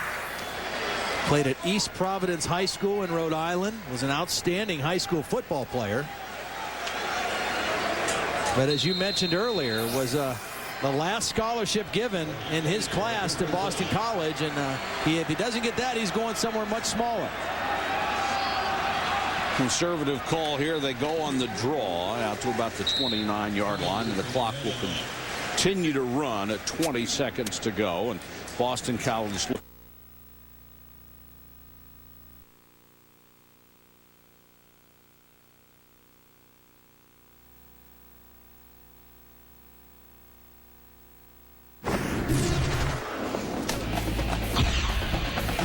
Glad to have you with us on the Flomax Halftime Report, even if it's just a few seconds early. Reese Davis, Lou Holtz, and Mark May with you. We apologize for the temporary technical difficulties that we had right before halftime. It's a 14-10 lead for Boston College in the Champs Sports Bowl against Michigan State. Turnovers, the name of the first half primarily. Lou, what's been your reaction to the way Michigan State has approached this game? What I'm really surprised is how well Michigan State's able to run the football and how well they've been able to defend the run against Boston College. But they're trying to put it in the hands of Brian Hoyer, the quarterback, who had 18 touchdowns, 7 interceptions over the course of the year. But he's already thrown 2 interceptions, both of them in the scoring zone. What they ought to do, you're able to run the football, control the football. I think for Boston College, we're getting exactly what we thought. Matt Ryan throwing the ball. He's relentless throwing the football. He's going to put it into tight spaces. He will make mistakes, but he'll make those spectacular plays. He has 2 touchdown passes in the first half. Look for more in the second half. 4 turnovers in the first half, and they have reached halftime in Orlando now, so you're not missing a thing. Boston College with a 4-point lead. And those 2 picks you mentioned that Brian Hoyer threw, both of them, as you know, coming from Jamie Silva. His 8 interceptions now give him a share of the lead for interceptions in the country. And remember, they count bowl game statistics. So if Jamie gets another one, he'll lead the country in picks. Still to come on the Flomax Halftime Report, we'll show you some stats. Not a lot to write home about for either team except in the turnover category. Michigan State was dominating this ball game, but they turned it over 3 times and let Boston College back into it, and they took advantage. Yeah, and that's the big key, I think, for Michigan State in the second half. Coming into the ball game, only 13 turnovers in 12 games, 3 in the first half tonight. So they've got to correct that. And I really think what they've got to do is also get back to, they were about 50-50 run past the first half. They got to go a little bit heavier to the run because they did run the football with some effectiveness. Yes, they got to go back to that. Boston College didn't run it worth a lick in the first half against Michigan State. I think we're going to see Matt Ryan throw it just about every down when they have the football in the second half. Silva with 2 big plays on those picks. One in the end zone, and the other one was near the end zone. Bolesky will kick it off. Robinson at the 1. Pinned at the sideline and knocked out of bounds shy of the 25-yard line. Well, Matt Ryan started off a little bit slow in this game, 4 of 7 in the first quarter, but then he started to get heated up, facing a lot of different defensive looks. The quick release, had a couple touchdown passes in the first half. This was a beautiful throw off the scramble to Gunnell for his second touchdown. He did throw the interception late in the half, his 19th of the season, but picks don't faze Matt Ryan. I mean, when you throw it as much as he does, you know they're going to get picked off from time to time. He made a bad decision, and he paid for it, but Silva got it right back for him. Collender wrapped up before he had a chance to go anywhere. O.G. Nwalbo, the 300-pound senior, made the tackle. You know, we've talked about guys who are instinctive players and really understand the game. If you're a guy like Matt Ryan, some quarterbacks are products of systems, but you get the feeling this guy could play in any system. He's a very instinctive guy, understands the game. Yeah, I mean, now he would have trouble playing in a spread-type offense. Oh, sure. You know, I mean, that kind of a system. But any kind of a pro-style, pass-oriented, West Coast-style offense, yeah, he's going to be fine. Straight back to throw this time to the sideline to his running back. Let's go to Holly Rowe. Well, guys, I caught up with Coach Jeff Jagosinski at the half. He said he liked his team's composure in the first half, coming back after Michigan State came out with all that momentum. He did say, though, they weren't effective running the ball, and he needs to run it more in the second half. We saw the first play from scrimmage was a run.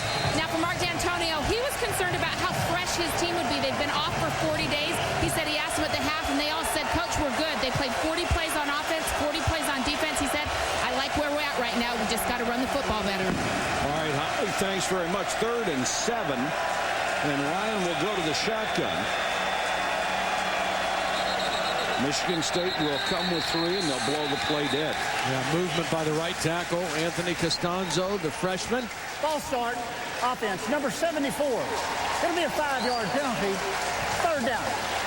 You know, I think, and back to what Holly was reporting about the coaches and their concerns about the running game. I think for Boston College, they've got to run the ball better. And for Michigan State, they got to run the ball more, because I do think they ran the ball okay. They just got a little bit too much with Brian Hoyer, who lost his his confidence there in the second quarter, and I think they've got to get it back by running the football when they get it back here. 3rd and 12. Again, they come with 3. Ryan throws underneath. And it's incomplete as Warwick comes up and makes the hit. It's a good throw by Matt Ryan, but the safety's really squeezing on that slant route right there for the big hit by Warwick as the ball got there. May have been a case of hearing footsteps as well. Ayers to kick to Thomas.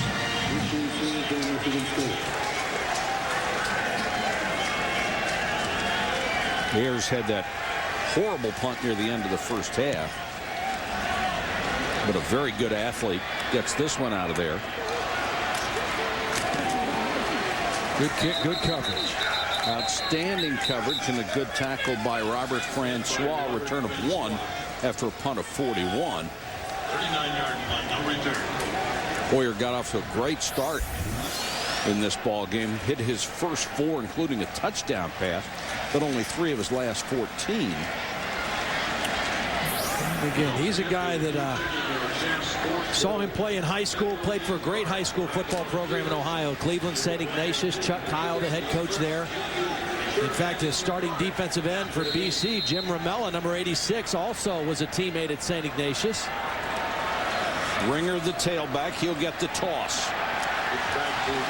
Ringer cuts it back into BC territory at the 43. And Todd, I think you're absolutely right. They were so successful early running the ball, which I thought set up Hoyer's passing. And they hit some early, you know, and I think they tried to keep it 50-50, and then Hoyer lost his hot hand. And this is their strength. 200 yards a game rushing, 4th best in the Big Ten. A big, strong offensive line and 2 backs that are both equally good at carrying the football. So you can keep both Colcrick and Ringer fresh running the football. Jesse Miller, the right tackle, had a good block on this one. Ringer again. And again, with good running room, he's got another first down as he rips off 11 to the 32.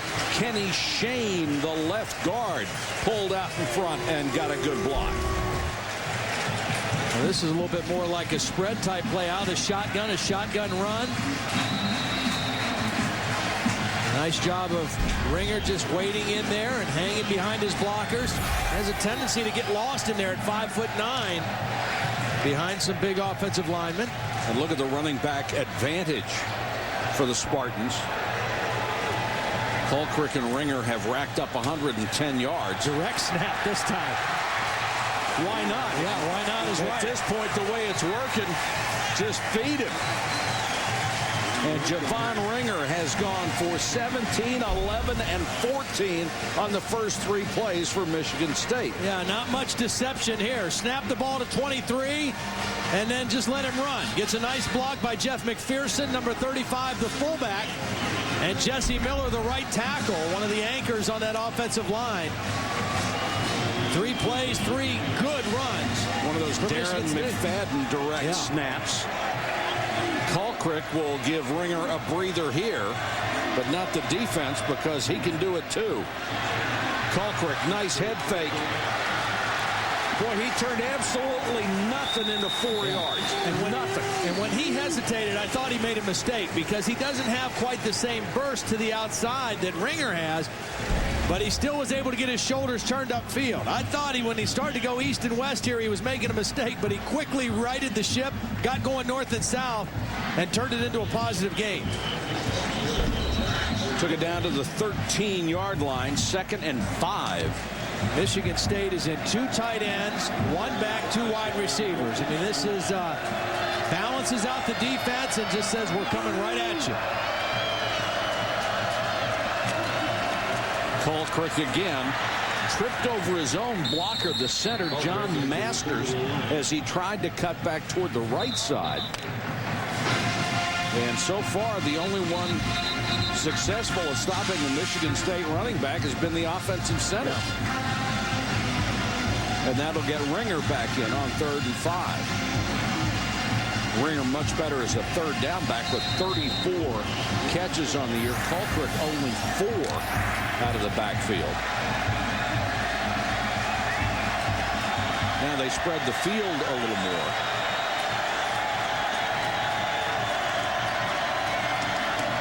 And they'll give it to Ringer on the straight-ahead running play.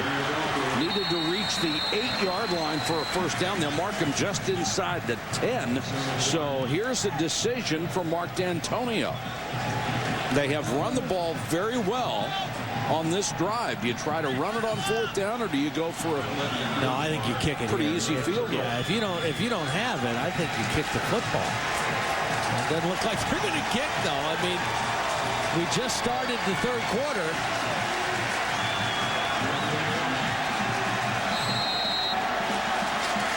And BC will bring in a little more beef in the middle of that line. Colquitt checks in as the tailback. The blocking back is McPherson. This is strength against strength right here. And Colquitt, the big guy. Got it. McPherson with the lead block, and if the yellow line is accurate and almost is always perfect, they've got the first down.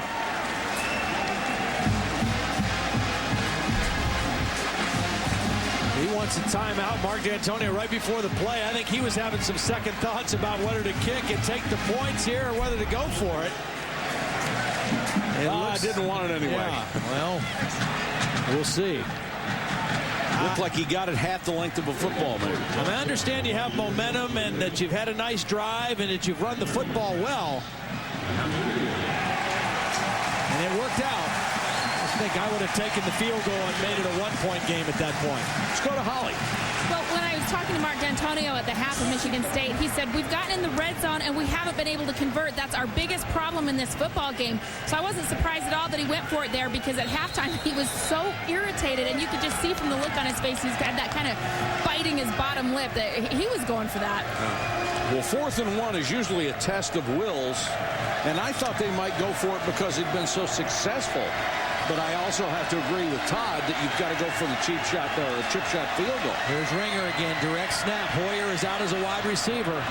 He'll come to the left, got a couple of good blocks in front, but BC strung it out well enough and made the tackles, particularly Shane, through a great block for him. Giles, the backup defensive end, and Herzlich made the tackle.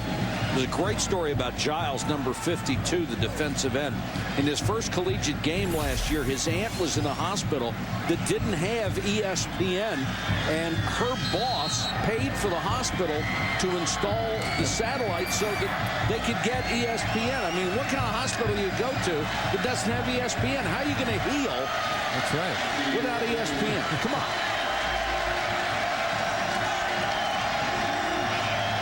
Second and goal. Hoyer back in there. Tailback straight ahead to the 6 as Ringer gets the carry. Now they're in a 3rd and long situation. 9th play of the drive. Every single play a run. You know, they got that first down on 4th down, but that put them inside the 10, 1st and goal. We talked about that early in the game, how difficult that is from that part of the field. The reason it's difficult is trying to throw the football from inside the 10. The defense doesn't have to defend depth. They don't have to defend the vertical part of the field. It's very easy to clamp down on pass routes. Keep an eye on Kellen Davis now, number 80, the tight end. He's in the slot. There he is right over here. Big target down around the red zone. And a great matchup. Hoyer looks his way, then throws, ball tipped in the air and incomplete. And now they'll have to go for the field goal. Jolan Dunbar got a hand up and tipped the ball up in the air. He's trying to get the ball to Devin Thomas. They brought 3 receivers in the same area. He was going to the back of the end zone to Thomas, and Jolan Dunbar with a nice tip of the football. Big play by the senior linebacker. They tried to squeeze that one in there, and it just wasn't going to fit. Swenson has already been successful from 39. This is 23. It's 67% of his tries this year. Tough angle. And this one is through. So Michigan State with an impressive First possession here in the third quarter results in a field goal, and the Spartans have cut the lead to 1.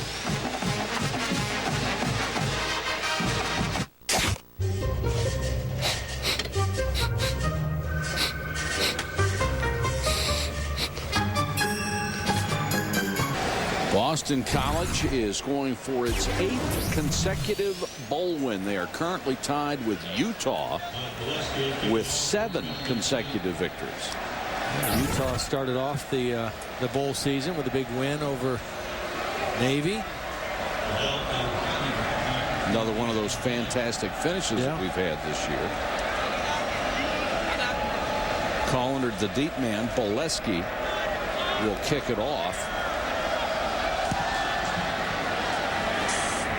Good kick. Taken 3 yards deep. They'll take it there. Capital One Bowl Week featuring over 20 bowl games in just 12 days on the ESPN family of networks. Continues next with the Maryland Terrapins against the Oregon State Beavers. That's the Emerald Bowl, part of Capital One Bowl Week on ESPN, coming up next.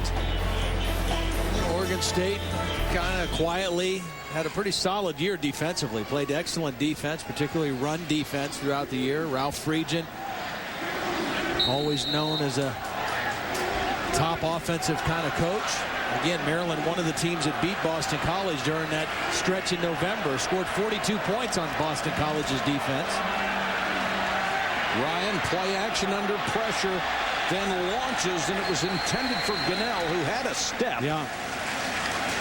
He's the guy. Gunnell is the guy that has gotten behind the defense a couple times. Now, one was on a scramble adjustment. That time, just man-to-man coverage against Ashton Henderson, number 31. No safety help. And Gunnell had a step, but the ball overthrown by Matt Ryan. And again, Boston College really doesn't have the guy that is going to scare a secondary to death. Handed off this time to Whitworth, and L.V. Whitworth across the 30. Looks like he has a first down. Travis Key, the 5'10 senior, made the stop. You know, L.V. Whitworth is a senior who earlier on his career was more the feature guy in this offense. Sure was. And it was just this year that Andre Collender really took over as the feature back, both as a receiver and a runner. Injuries are part of the problem for L.V. Whitworth. But one of those guys that a lot of guys really benefit from that extra time between the end of the season and playing in a bowl game to get healed up, and plus practicing in the sunshine doesn't hurt too bad either. Yeah, absolutely. And he's just been healthy really the last month. Incomplete. Again, intended for Megwa, and great coverage by Nehemiah Warwick, who was with him stride for stride.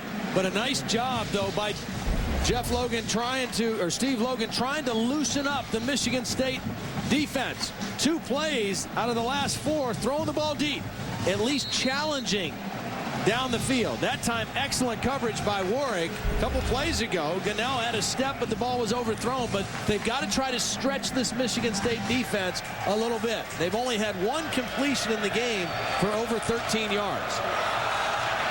Ryan gives it off to Whitworth, but let's go to Holly Rowe. Holly. Well, guys, the new offensive coordinator for Boston College, Steve Logan, is such an interesting guy. We love talking to him. He said one of the reasons Andre Collender is the premier back this year is he has this tradition. He lines up his running backs.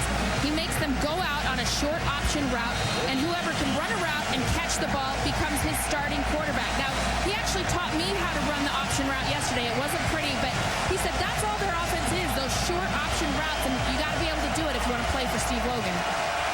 Holly, I'll bet you caught everything, didn't you? Ryan under some pressure, throws underneath. That'll be enough for a first down. Good throw by Ryan as he got the ball out on time and completed it to Jarvis. Yeah, nice job by the offensive line picking up the pressure. Michigan State came with 6. Everybody picked up. And that's one-on-one coverage working against Ross Weaver for the completion. You go back a couple of plays, Todd, when Megwa was being covered by Warwick. That's a safety on a wide receiver, and he wasn't threatened at all deep. Beautiful timing. Megwa will catch this one. See, the reason you throw those deep ones is so you can throw the comeback. Because now they have to at least respect that you'll try to run by them, and now you run the deep comeback. They have not thrown a deep comeback until right now. Play action pass, it's about a 22 yards back to 18 comeback, but the only way that you can run a comeback is if they have some respect that you'll try to run deep on it. They tried to run deep on Henderson a few plays ago. That set up the comeback. And conversely, the comeback can set up a double move and a deep pass. 10th different receiver to catch a ball from Ryan in this game. And Ryan again, here's the deep one. I love it. Gunnell through his hands, flag. Ross Weaver had the coverage, and it looked like a perfect throw from Ryan. What a touch on the deep ball. I just love the strategy by Steve Logan and Matt Ryan right now. They're challenging. They're saying, you know what? We're not going to settle for the horizontal stuff. So what if we don't have the blazing speed guys? We have guys who are quick, who can get off the line of scrimmage. There's a little contact before the ball gets there. Not much. Not much is right. But you're right. The fact that the ball was thrown perfectly by Matt Ryan probably aided in that call against Michigan State. It is not a spot foul like the NFL. It is a penalty from the line of scrimmage. And the first flag against Michigan State in this ballgame. That's something that they are very proud of, that they have cut down on their penalties this year under the new coaching staff. But it is a first down for BC just outside the 25-yard line. Blitz coming. Ryan unloads, completes it again down to the 10-yard line, and it's a perfect strike to Gunnell. So Gunnell on the wide side of the field seeing a little more action. I'll tell you who's doing a nice job, too, is L.V. Whitworth, number 30, is the other guy picking up pressure on the outside. You got the 5 linemen and the fullback Whitworth that's blocking on the edge, giving time for Matt Ryan to throw against single coverage. Gunnell runs the slant. Too much cushion that time by Weaver. And again, Matt Ryan, if you give him time to set his feet and get in rhythm, he's a deadly accurate passer. Got Whitworth in there right now as the fullback and Collender as the tailback. Collender on the screen. That was not set up well.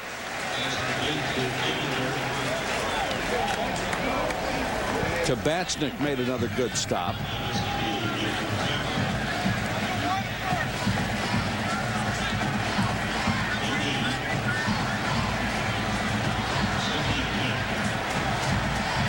BC has hit more passes over 10 yards on this drive than they had hit all the rest of the ballgame. And it's the only drive where they've taken shots deep down the field. They haven't hit any of them, but they've taken their shots down the field, and they've stretched out this defense a little bit.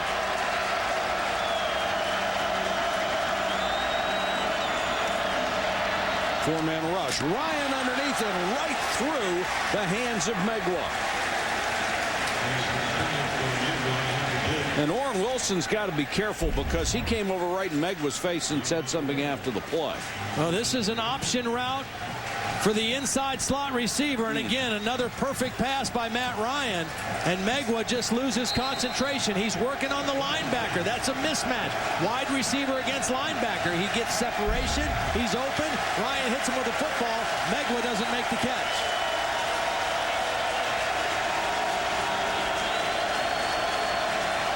Third down now.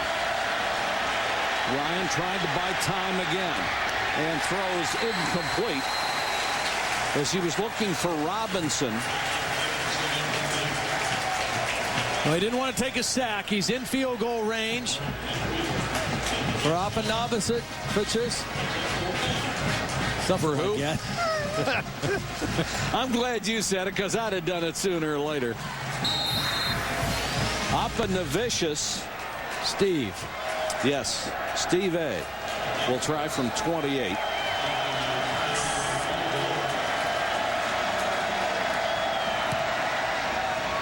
And he knocks it through, so both kickers have been solid tonight. It's 17-13 with 5:10 to go, third quarter. BC with the lead.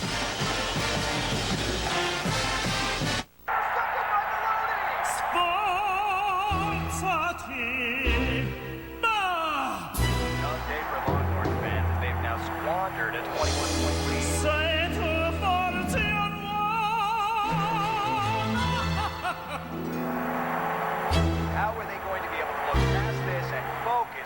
Saturday's contest. Official athletic retailer of the Arena Football League. Champ Sports, where sport lives. The new Philips Norelco Architect. A shaver with flexible heads which pivot and rotate freely to give you a great shave even on the neck. Simplicity is making hard-to-reach places easy to reach. Okay, what's a 3-letter word for... Honey, would you run out and get me something crunchy? Crunchy? And chewy? Crunchy and chewy? And cheesy? Crunchy, chewy, cheesy. Crunchy, chewy, cheesy. And melty? Give in to your cravings. It's Taco Bell's Cheesy Gordita Crunch, and it's only around for a limited time. Get yours before they're gone. When I was just a little girl, I asked my mother, what will I be? Will I be pretty? And here's what she said to me. The XPS 1, powered by an Intel Core 2 Duo processor. Dell, yours is here. The new Philips Norelco Architect. A shaver with flexible heads which pivot and rotate freely to give you a great shave even on the neck.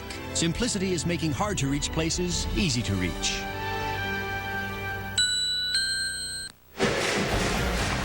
Capital One Bowl Week continues. 2 more games tomorrow afternoon. At 1 Eastern, UConn against Wake Forest in the Meineke Car Care Bowl.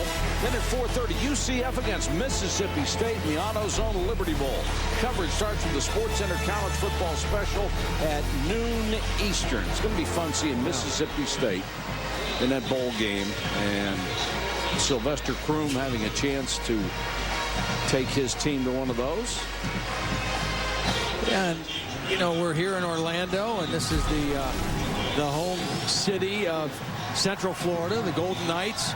10 wins on the season under George O'Leary. Kevin Smith, what a season he's had. Tremendous. 30 rushing touchdowns and 181 yards away to break the single-season rushing record held by Barry Sanders, a record that nobody ever thought would ever get touched. No.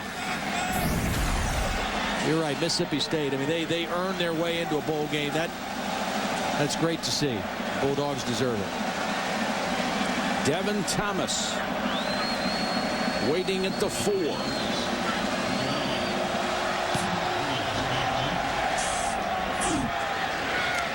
From the 12.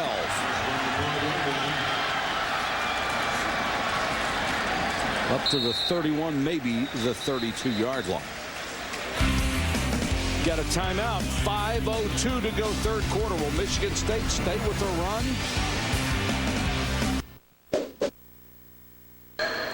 Basketball is a great exercise to strengthen and tone your muscles.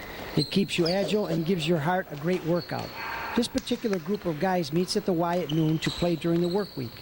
They say they play because it keeps them active, off the street, and de-stressed. These are all great reasons for you to consider trying basketball too. Remember, 30 minutes of activity a day is the least you can do for you.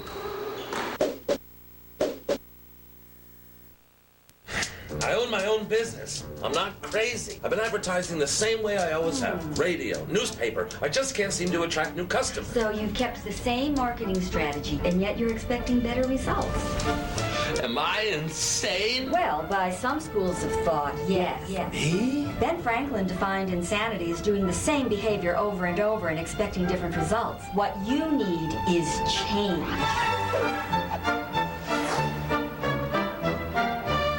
We're going to visit the land of our ancestors. Ireland? No. Credit card miles expired. Think more distant relatives. This is great! Hey, it's me, Cousin Bob! Going down. We gotta switch to Capital One. Get Capital One's no-hassle rewards with no miles expiration, no earn caps, and no blackout dates. See, kids, first class all the way. Something smells good. Oh, no.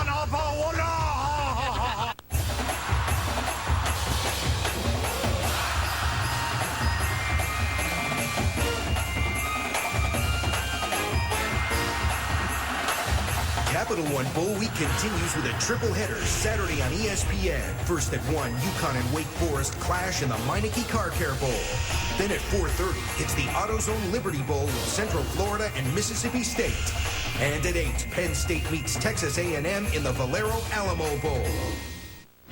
The Spartans will take over at their own 31-yard line. 5:02 to go third quarter. And Boston College with a 4-point lead now.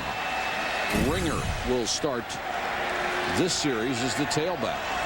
Last drive, Michigan State got a field goal, 8 runs, only 1 pass. We'll change up right now. Hoyer has it picked. Threw it right to the linebacker, Kevin Akins. And Akins with a 17-yard return. Hoyer tends to stare down that receiver, and that time Akins just followed his eyes. Well, we just mentioned the running game and how successful they were running it in that last drive. This time they try to go play action, and he's staring at Devin Thomas. He wants to get the football to number 5.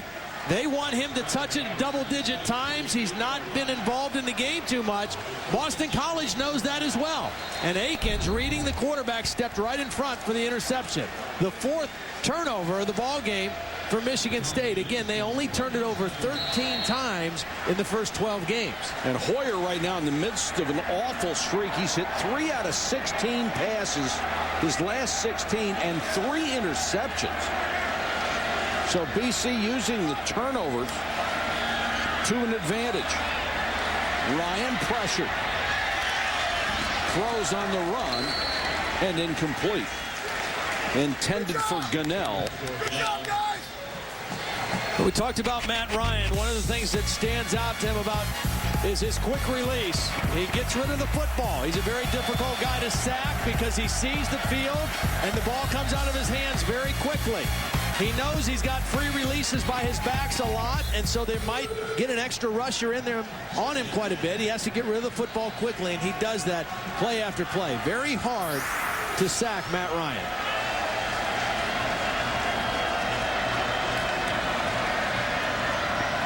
Over the middle, incomplete. He was trying to get Challenger, another one of those possession-type receivers over the middle, but he couldn't complete the pattern. He was bumped. Yeah. You see his numbers, 19 of 36. He's thrown it pretty much all over the place. I mean, he doesn't discriminate, and he doesn't have a favorite target, per se. I mean, coming into the game, Andre Callender was his main guy with over 70 catches, but he's been pretty quiet tonight. Michigan State has focused on him, and the ball's had to go elsewhere for Matt Ryan tonight.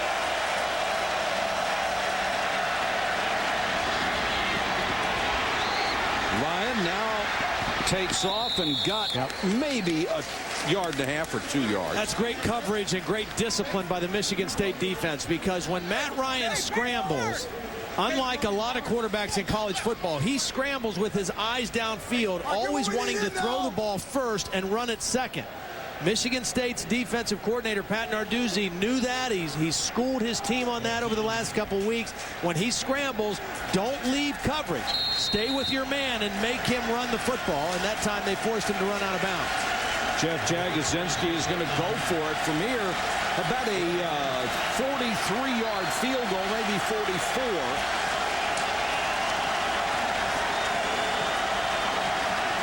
So he'd rather have Matt Ryan try for it. Still looking. Throws to the sideline, intended for Purvis, but he's out of bounds. Pretty good Thornhill got the coverage. Yes, he did a nice job. The thing that Thornhill knew is he had the sideline as an aid, and really that was Purvis adjusting to the scramble and turning upfield. Matt Ryan was looking left first, didn't have anything. He moves out of the pocket, and when he did that, Purvis adjusted his route. But Caleb Thornhill did a nice job of staying with the tight end and using the sideline as a defender to help him and force the ball out of bounds. So they turn it over on downs at the 26-yard line.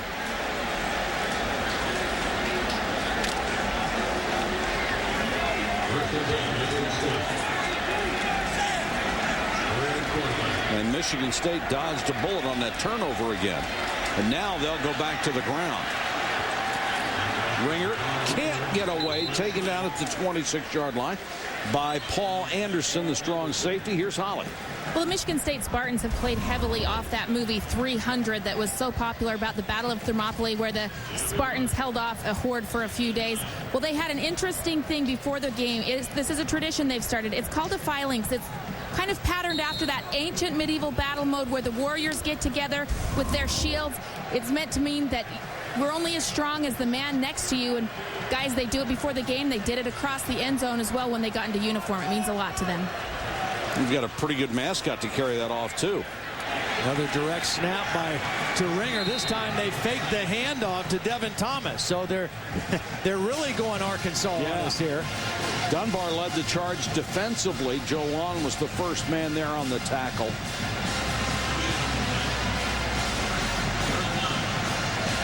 Boston College has to be thinking defensively right now, if you're Frank Spaziani, that Michigan State is probably not going to throw unless they absolutely have to right now, because Brian Hoyer is a guy who has thrown it to the wrong jersey a couple times tonight and has not been hot since early in the ball game. Now on 3rd and long, expect to throw, but on other downs, expect that run. From the 4-man rush, Hoyer over the middle. And they've got a first down. Nice move by Ringer after he made the catch to get that extra yardage, and he picks up 18. He did not have the first down when he initially caught the ball. Nice job by Hoyer just getting the ball to the check down. Ringer is just a check down receiver, an outlet receiver. Get it to him and let him try to make somebody miss. Let him be a football player. When he caught it, he didn't have the first down. When he hit the ground, he did. Second team all Big Ten. Ringer came into this game averaging over 112 yards a game. That was 4th in the conference. Ringer on the toss, trying to cut it back. And Boston College has done a really good job on those cutback lanes. They haven't let him have that much room to run. Let's go to Holly. Well, Javon Ringer is becoming a huge concern for defensive coordinator Frank Spaziani of Boston College. Before this series, he was talking to the defense, and he kept saying, hey, nice job on 23. But we got to do this on 23. And then when 23 does this, he must have said 23 about 5 times in his little speech to the defense. And then one of the guys asked a question, are we supposed to change our defense, coach? He said, no, we're still going to play our defense, but we're also going to play 23. Frank always wears that towel so his defensive players can pick him out. But I got a question. Nobody else looks like Spaziani, so why does he need the towel? The draw play this time to Colquitt.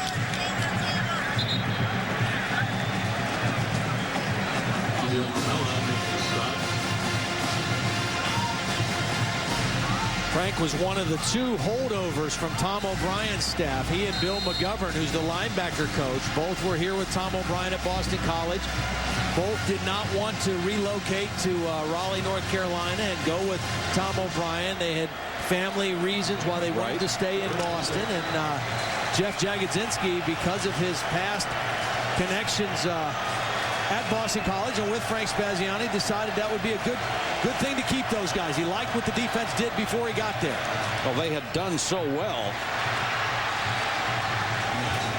And on 3rd and 6, they get the complete pass to A.J. Jimerson, but he's going to be shy. Last 2 third down plays, very safe calls for Brian Hoyer. One was the check down. Right away, he threw to Ringer. They got the first down that time. This was a screen pass to Jimerson that came up a little bit short.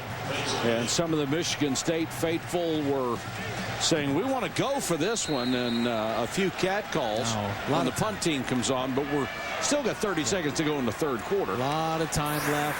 Play field position. You're down a touchdown only. 4 points. And these are, of course, people who don't have coaching contracts.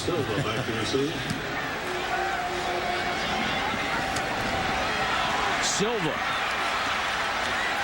Boy, this guy's got guts, doesn't he? And it was a good decision by him, because if he lets that ball bounce, chances are Michigan State is going to down it inside the 10. He saw it was a low kick. He saw he could catch it and get it forward a few yards, and he did. He advanced the football. He was holding his left arm there for a few seconds like he was hurt. I like the way he fields punts. He waits right until the last second, so he doesn't give the gunners coming down a really good opportunity to decide what he's going to do. This should be the last play of the third quarter. Ryan out of the shotgun. 4-man rush, plenty of time. Now he's flush. Throwing on the run, and it's incomplete. Got it right in the hands of a receiver again, but Lloyd, who earlier caught the touchdown pass, couldn't hold this one as Travis Key whacked him as soon as the ball got there.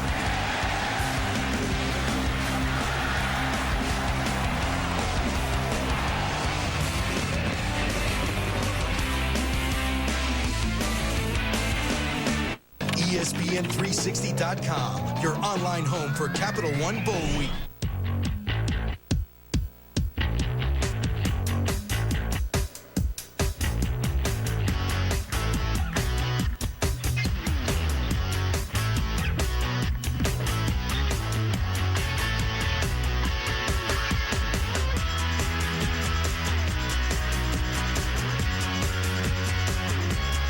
Time to Rally event, get 0% APR on the 08 Galant from Mitsubishi, the fastest growing import brand in America.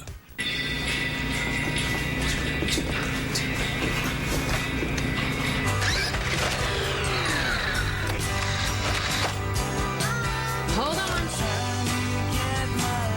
Bowl game, and we may have some potentially bad news for Michigan State. Here's Holly.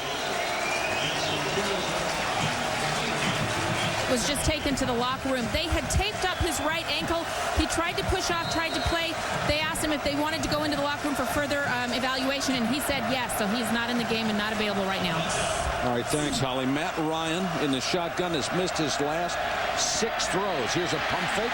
Send a pressure again. Ryan will take off and run with it. And he's out to the 30. Stuck by Otis Wiley, who's a very versatile athlete. Ryan looked a little bit better as a runner on that one. Yeah, I mean, he's a little bit more athletic than people might give him credit for. I mean, he's not going to be confused with, you know, a Vince Young or anybody like that. Yeah. But he does move a little bit better, and he buys time really well. He's not a flat-out fast guy running it, but he makes good decisions when he does run.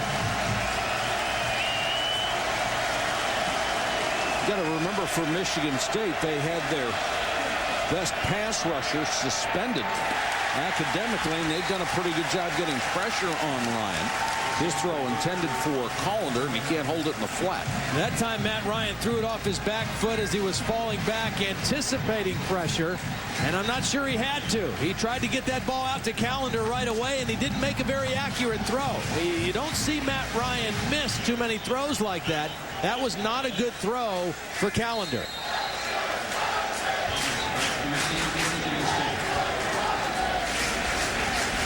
Bears set to punt. Thomas goes deep. Much more dangerous kick return man as far as his average than he is a punt returner.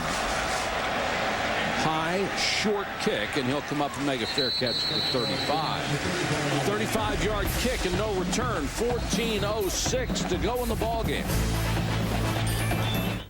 During Michigan State, Javon Ringer coming out of the locker room as they tended to what appeared to be a sprained ankle. He was limping going in and not limping very much coming back out. Underneath, and first patch of the night caught by Mark Dell. He's out to the 40-yard line. Herzlich on pass coverage. Nice job by Don Treadwell, the offensive coordinator, calling a couple safe throws for Brian Hoyer. They're not going to win this game just by running every play. They're going to have to throw some. They can still be heavy run, especially if Ringer's healthy and able to go again. But 3 completions in a row now for Hoyer, and they've all been very short ones right over the middle. Safe passes.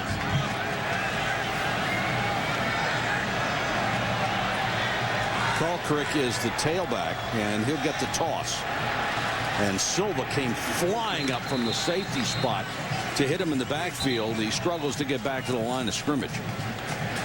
You know, some safeties in college football, in fact, I would say most safeties, if they see a 260-pound tailback coming on a sweep, they're not going to want to come up full speed. Not this guy, not number 44. Watch him read and just come like a missile.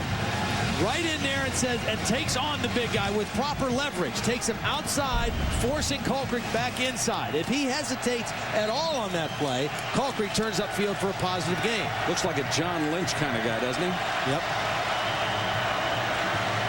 Hoyer out in the flat. Colquitt this time gets away. Tajee Morris had a shot at him.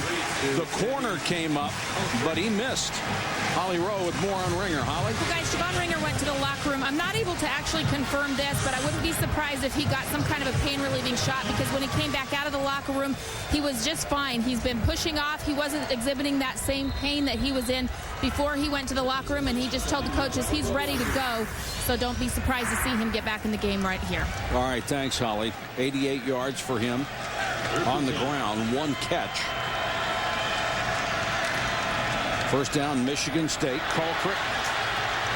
See, the good news for Michigan State is with Ringer a little questionable, it's not like they have to go to a true freshman backup. They've got Coltrick, who's a senior, 255 pounds, who has played a lot of football for the Spartans. And so, you know, they can get Ringer back in there, but they don't have to worry about making sure Javon Ringer is 100% before they put him back in. And Colquitt's number 10 all-time on their rushing charts. Yep. So you're not going to somebody who is either inexperienced or not very good either. But Ringer does come back in on 2nd and 6. Obviously, he has more speed and is more of a breakaway back. He takes the direct snap, shakes 1 tackle, 2, and manages to pick up a couple of yards after being hit in the backfield. Michigan State able to run the football. That's what was going to be the big challenge against the #1 rush defense in the country in BC. 150 yards now for Michigan State. That's the most that Boston College has allowed all season. Only twice this year did teams run for over 100. Virginia Tech had 116 back in the regular season, and Maryland had the most, 135 before tonight. And Frank Spaziani knew this would be a different challenge against a physical running game. Huge play here, 3rd and 4. BC shows blitz. They only come with 4. Pass out in the flat was tipped and incomplete. Yeah, Herzlich got his hand on it. 94. He rushed from the outside position, timed his jump, and got a hand on it. Again, all the passes for Michigan State now are just safe little swing or dump offs. Nothing down the field for Brian Hoyer. Herzlich timed it perfectly and got his right hand on the football. And they had a shot at making a first down. They did. Now they will kick it away.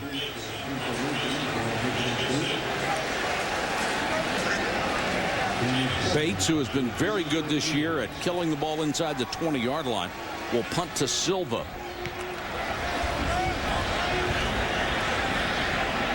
Silva signals fair catch and decoyed the Gunners. They stopped and waited for him, and the ball goes into the end zone. Capital One Bowl Week featuring over 20 bowl games in 12 days on the ESPN family of networks. Will continue tomorrow night. Joe Paterno and the Nittany Lions against the Aggies in the Valero Alamo Bowl. Part of Capital One Bowl Week on ESPN tomorrow night at 8 Eastern. It'll be an interesting matchup. Penn State coming off a loss in their last game. Texas A&M coming off a big win over Texas, but Dennis Franchione out. Gary Darnell, the interim head coach. So which team can avoid the distractions? Penn State, a lot of off-the-field stuff this year that kind of hung as a cloud over the team the whole season. Ryan takes off, caught from behind, and dropped by the defensive end Brandon Long, who was starting for Jonal St. Deke. The problem for Boston College is their running game has been completely negated. As we see J.U. Colquitt now taking his turn going to the locker room for Michigan State. Only 24 yards rushing tonight for Boston College. That means Matt Ryan back to throw just about every down.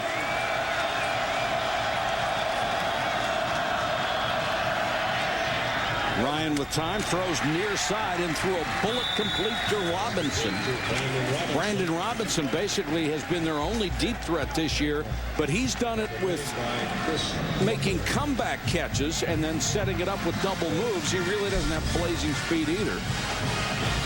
Well, Matt Ryan coming into the game tonight averaged 7.1 yards per pass attempt. Michigan State has done a nice job squeezing these Boston College receivers tonight.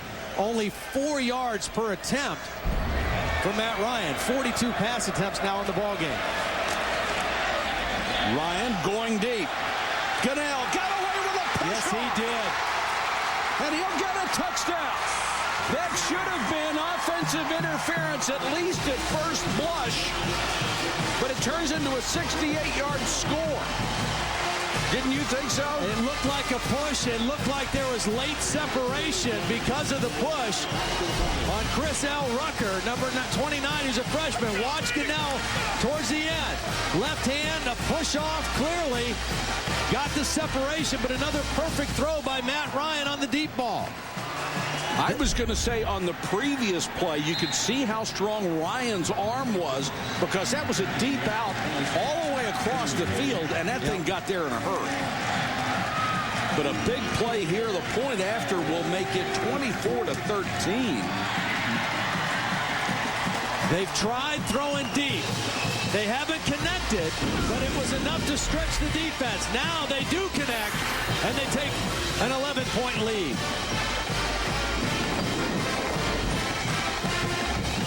Just 138 yards and 2 touchdowns. And Boston College has taken a 24-13 lead. Matt Ryan showing you why he was one of the top Heisman candidates all year long. This kid can play the position of quarterback. Michigan State's defense had forced 7 3-and-outs in the ball game. That was 3 plays and in the end zone for a huge touchdown. Here's the ever-dangerous Thomas.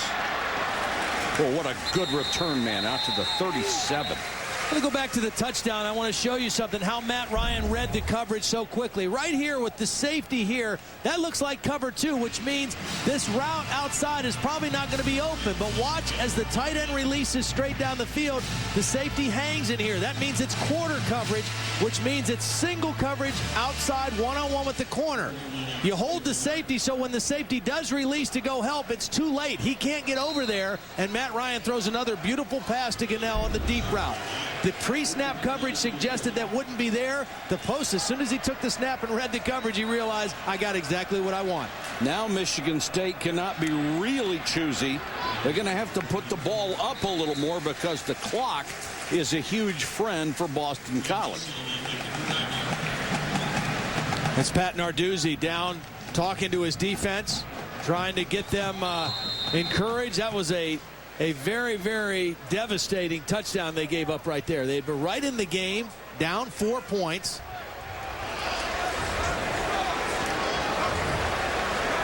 And we've got a player down for Michigan State. That's why we had the timeout with 8:53 to go. And it looks like Joel Nitchman, who's been alternating with John Masters at the center spot. And fortunately, he's up and able to walk off on his own.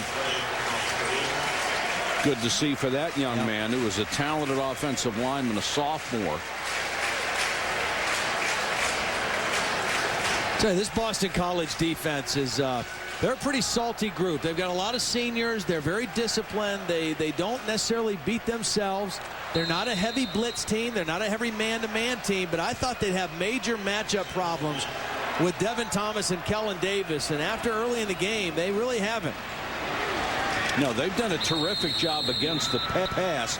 They have been pushed around a little bit against the run, but that's something it sounded like they suspected might happen because of the physical nature of Michigan State's line. And I think Frank Spaziani knew. He said, look, you know, that number looks good, 68 yards a game rushing, but let's face it, we haven't really played teams like a Big Ten team, like Michigan State, that wants to run the ball the way that they like to run the football.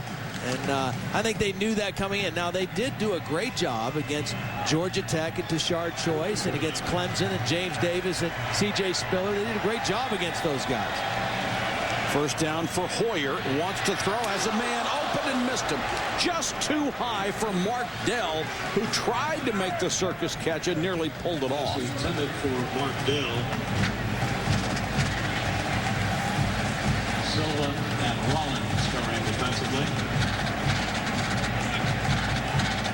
This would be a huge possession for Michigan State, even if they can just get a field goal out of this to close within 8. It would make it a one-possession game, potentially. And this is where Brian Hoyer, as much as it's been a struggle here in the second quarter and on, you got to find it within yourself to stick in there and make some throws. You got to make some plays for your team.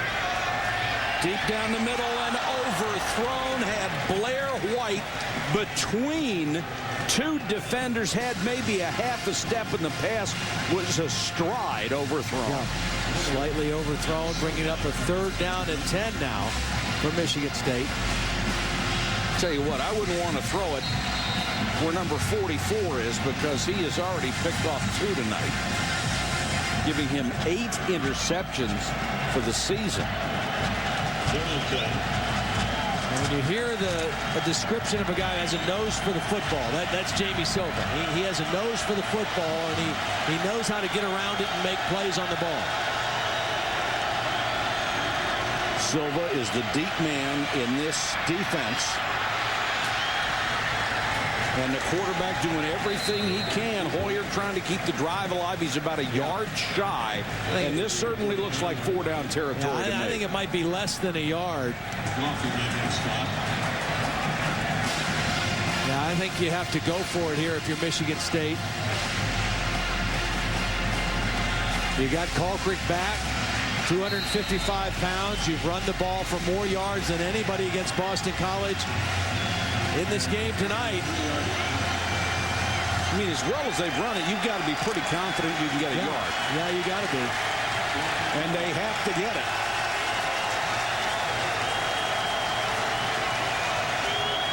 Play action fake. Hoyer in trouble, throws incomplete. They tried to cross him up and maybe outsmarted themselves.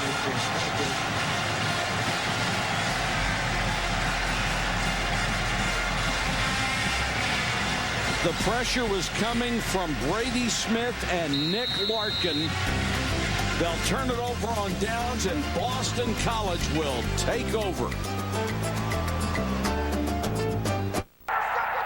College will take over with 7:17 to go. There's a good idea. It's the Let's Eat More party backing Todd Blackledge for president. Somebody wants to get on the gravy train. Or the gravy bowl. I'm not sure which. Well, I went back during that break and watched that play about 3 or 4 times trying to figure out who they were trying to throw the football to. I'm still not sure. It looked like Kellen Davis was going to the ground and then going to pop up and try to trick him. Didn't fool Boston College at all. Ryan trying to hit Gunnell again, trying to go back to the well. And this time he was double covered. I just think the change in strategy in the second half by Steve Logan and Matt Ryan to attack this defense and say, you know what, they're squatting on routes. They don't respect our ability to run down the field. Let's at least try. Let's at least throw it down the field. And even if we only complete one, which I think that's all that they've completed, the deep throws, it'll at least make them respect it and play a little bit more honest. Well, here's where the lack of running game tends to traditionally hurt you as they go with the draw to Whitworth. This is the time where you would love to be able to work on the clock, and it's very tough for them to do that.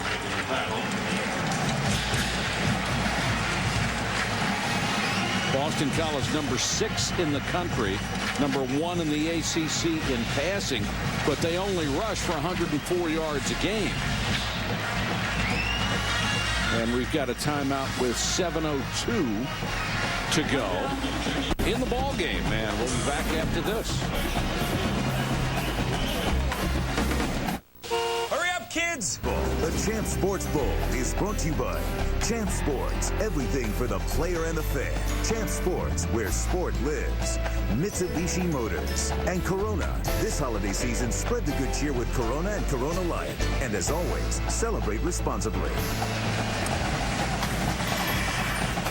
Back to Orlando for the Champs Sports Bowl. Only 7:04 to go, and Boston College with the football and an 11-point lead. Ryan on third down trying to keep the drive alive, and he got it to his tight end. Purvis has the first down. Boy, and he got hit too. Matt Ryan held that ball as long as he possibly could, knowing he was going to get sandwiched, and waits to the very end to get the ball to Purvis. Got hit right as he released it, but held in there just long enough to make the completion for the first down. Well, there's just a lot to like about Matt Ryan, isn't there, as a quarterback? There really is. Clock is running. Michigan State with 2 timeouts left. The numbers on Ryan: 31 touchdown passes this year after 3 tonight. Fake there, blitz coming, look out, the ball's loose. And Michigan State will recover at the 37-yard line. Greg Jones, the true freshman All-American, knocked it away, and big Orrin Wilson was there to pounce on it, and Matt Ryan never saw him coming. And Greg Jones is an explosive player. Here he is on the outside. He's going to just come right on the edge and rush. Nobody's going to pick him up. Whitworth took too much of an inside move and couldn't get back out to pick him up. The speed of Jones surprised Whitworth, and Matt Ryan, expecting to be protected on that play, gives up the football. And that should have been a block by LV. You can see Jag saying, LV, that's got to be your guy. Not able to make the block, and a huge play by Greg Jones. You got to protect your quarterback like it's your mother.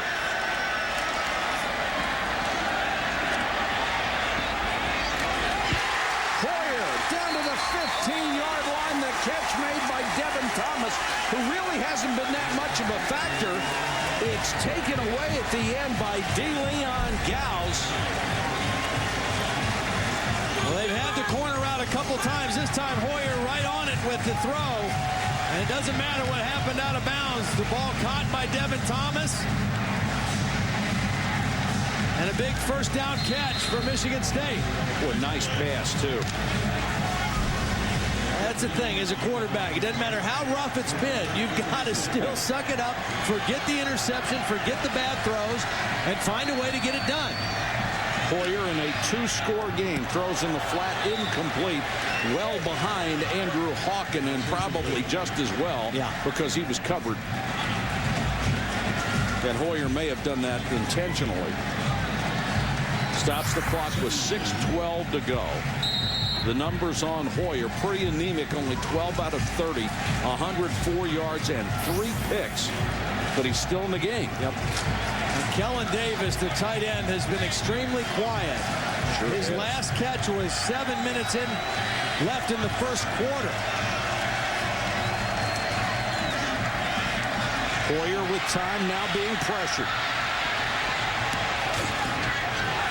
To the end zone, touchdown!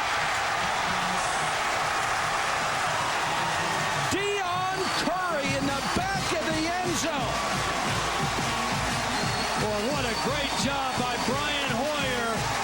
Not only getting away from pressure, number 1.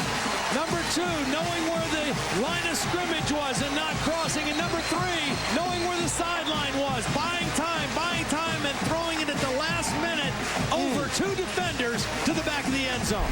That is just sensational. Now they're going to go for 2. Yep, try to make it a 3-point game here. I think this is the right call. Yeah, and absolutely. You have to go for 2 here. You got to know whether all you're going to need is a field goal or another touchdown. Right. If you kick the extra point, you have to score a touchdown. If you make the 2 points here, then you just need a field goal to tie. And with 6 minutes, you probably don't even need the onside kick at this point. 2 timeouts left for Michigan State as well. What a play by Hoyer. He needs another one right here. To the end zone. Got the tight end this time, Davis. Now that was spectacular. Hoyer, who had played really miserably most of the game, comes up big when he has to.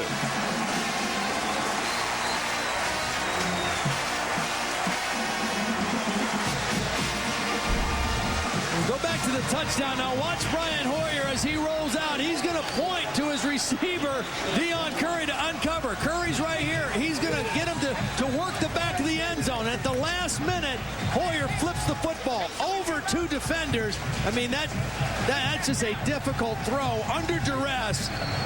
And credit Brian Hoyer, who struggled in the second half, comes up with two big-time throws, the touchdown and then the two-point conversion to Kellen Davis. The tight end runs a little post route, throw it high for him in the back, and it's a three-point ball game. Paul Anderson, the strong safety, got lost on the touchdown throw. Very easy to do when the quarterback scrambles because you have a sense of timing, how long you have to cover a guy. Well, then you don't know what's happening, and all of a sudden that receiver changes directions and goes somewhere else. Big play for Michigan State.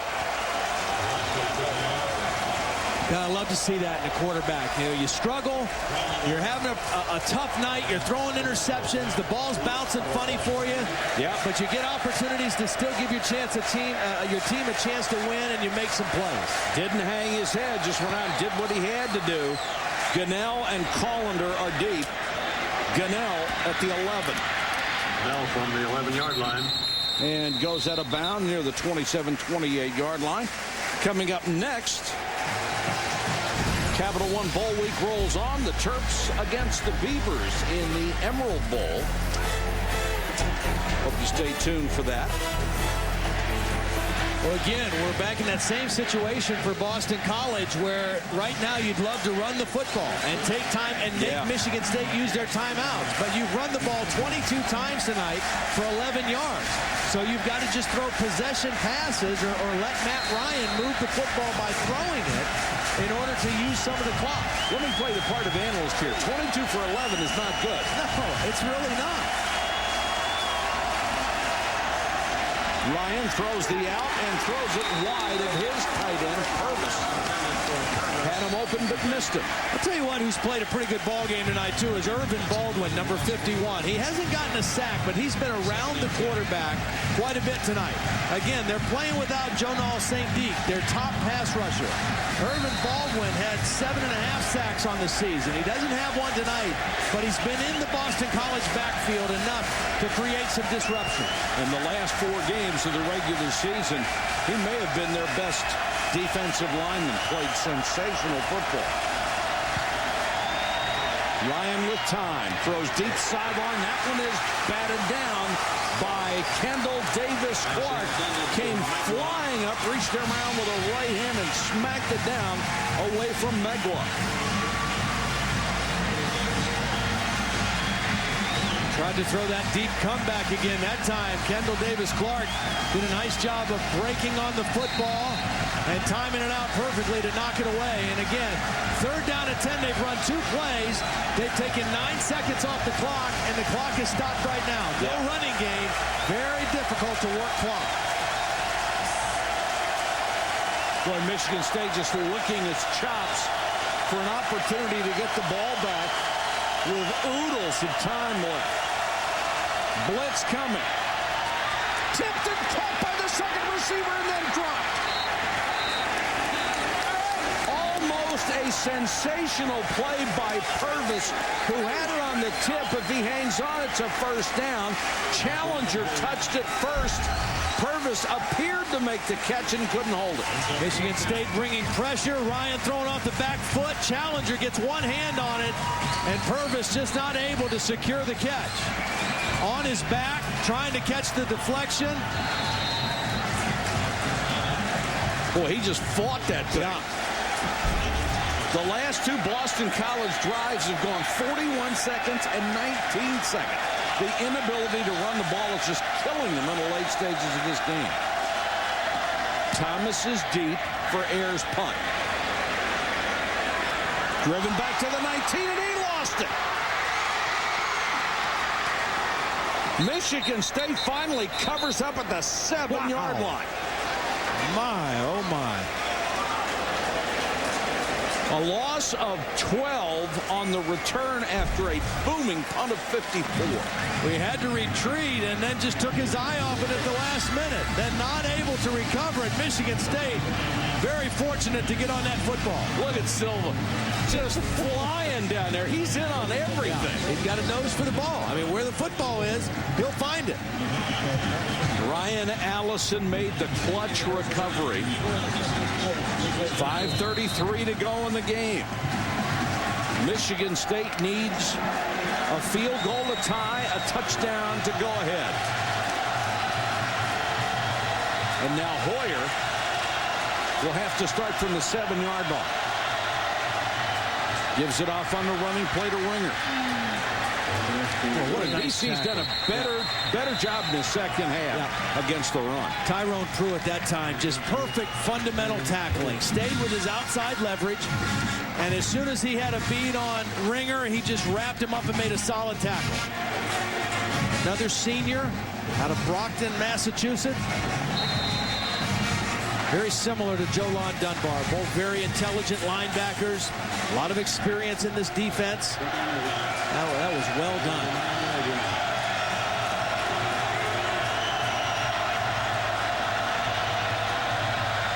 Hoyer with the quick out to Purvis. Davis, and he is drilled. Knocked out of bounds near the 25. Let's go to Reese Davis. All right, Mike, we're just getting started, hoping to match your excitement level in the Emerald Bowl. Evanson Bernard of Oregon State getting set to take on Maryland. Kick is going to be at 8:37 Eastern Time. We'll keep you up to date. All right, thanks, Reese. We have 4:48 to go in this one. It is a first down for the Spartans. They're out at the 22. The tailback is Ringer. Still enough time so you don't have to abandon the run right now. Ringer hit as he throws, hangs it up. Caught out of bounds. Thomas was open down the sideline, but Jerry Willett was charging Hoyer, and he nailed him. Ball thrown outside. Ooh. A little bit too far outside for Devin Thomas. Watch the left foot. Did he have it? No. He had the foot down, but before he got the ball caught. Here's the hit on Hoyer as he's throwing it. Not able to step all the way through that ball, and the ball sailed outside on him a little bit. Boy, they had Devin Thomas beat on the sideline. I think they're going to take a look at this. They're going to review it. I don't think it'll get overturned, but probably a good move by the officials to take a look at it. Well, you got to admire Hoyer for hanging in there. He knew he was going to get crunched. It appeared when we first looked at it that he got his foot down and then he made the catch. Foot's down, but the ball is bobbled slightly. I think when he got the ball, his foot was off the ground. Watch.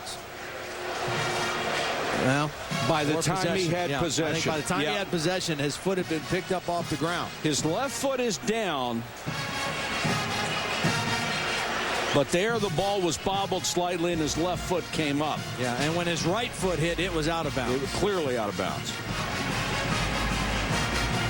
There's the left foot, but possession has not been established yet, and the right foot is out of bounds. Remember, the call on the field is an incomplete pass, that he was out of bounds. You have to find the visual evidence has to be undisputable to overturn the call, and that is not. Regardless, it was an excellent throw by Hoyer under duress, and a nice job by Devin Thomas concentrating on the ball on the sideline. After video review, the call is confirmed. The ball was being bobbled before possession was gained. No catch. Very correctly called. Big 12 officiating crew here tonight.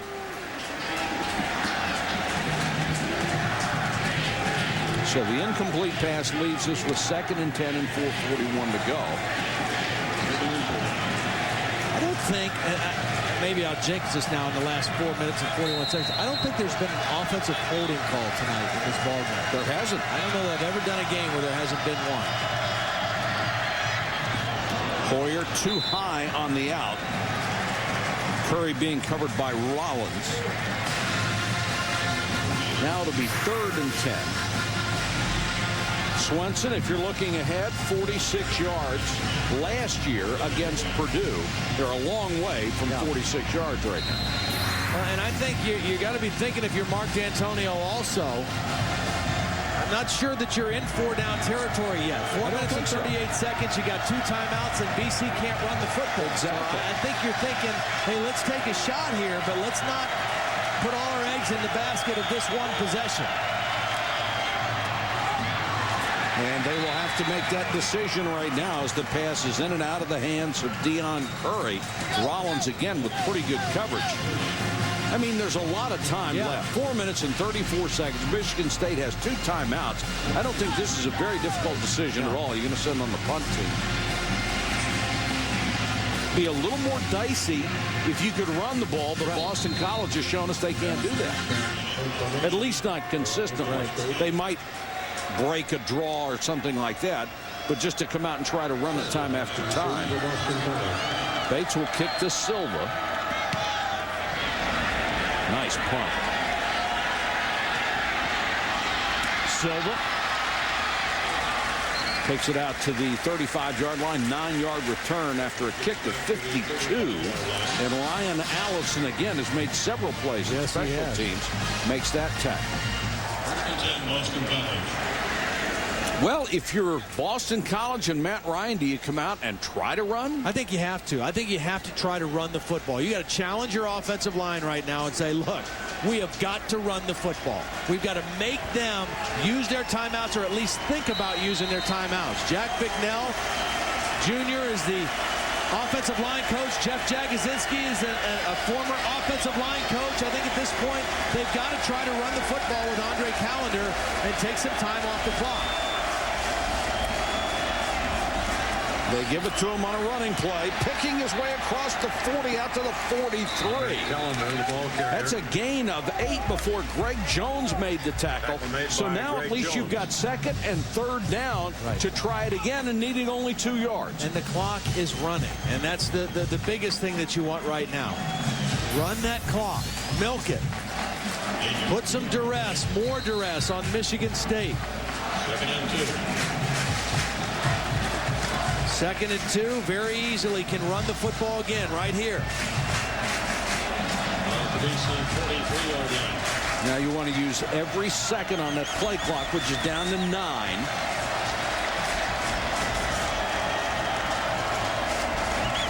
Callender again. They need to reach the 45-yard line. He's maybe a half a yard shy. Greg Jones led the charge again. Michigan State not yet using one of its 2 remaining timeouts. But what did you say? The 2 drives before this took 41 and 19. 41 and 19 seconds. This drive here started with 4:40 left, so they're already approaching under 3 minutes. So just the fact that they ran on 1st down and gained 8 yards, they're able to take this much time off the clock. Tell you what, a quarterback keep wouldn't be a bad call here, would it? For a foot? 6'5", 220 pounds. Oh, boy. Fumble the ball, and Michigan State says they have it. No call yet. BC got it. Ryan got it. Yeah, Ryan got it, but they're going to have to punt the football. Now Michigan State might want to use one of their timeouts here. Holy cow, what a bad time for a poor exchange from center. Sometimes if you're a defense and you're anticipating quarterback sneak, you try to hit that center. This was going to be a reach block by the center, Matt Tennant, number 65. Anytime the center's moving to the side, a quarterback has to keep his hands and ride that center whichever way he's going. We had a bad exchange from Michigan State that led to a touchdown. This one, costly, hurts Boston College. Is it time for another fantastic finish? We've certainly had some in bowl week. It's a 28-yard field goal attempt to win the game. The kick is no good. Somebody got a hand in the middle of the field on it. Hartman from 34 yards for the game. And good. Summers' kick is good. Purdue wins 51-48.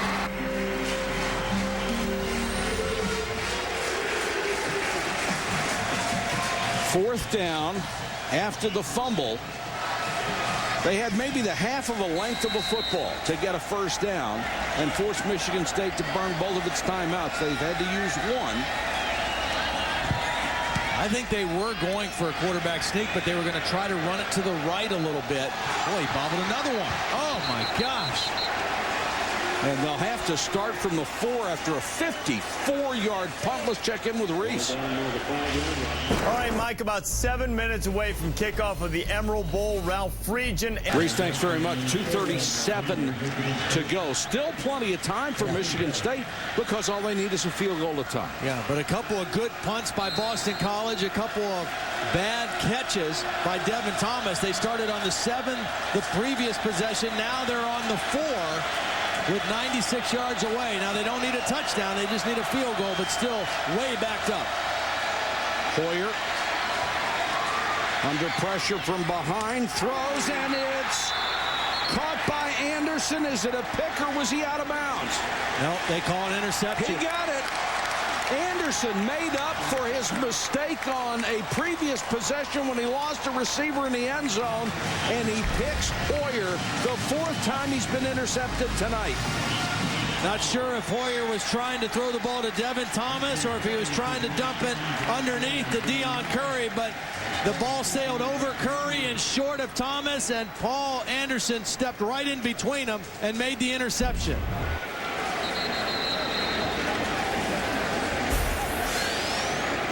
That ties a bowl game record with the 4th interception. And this was a team that had made a living on not turning the ball over this year. Yeah, only 13 turnovers coming in.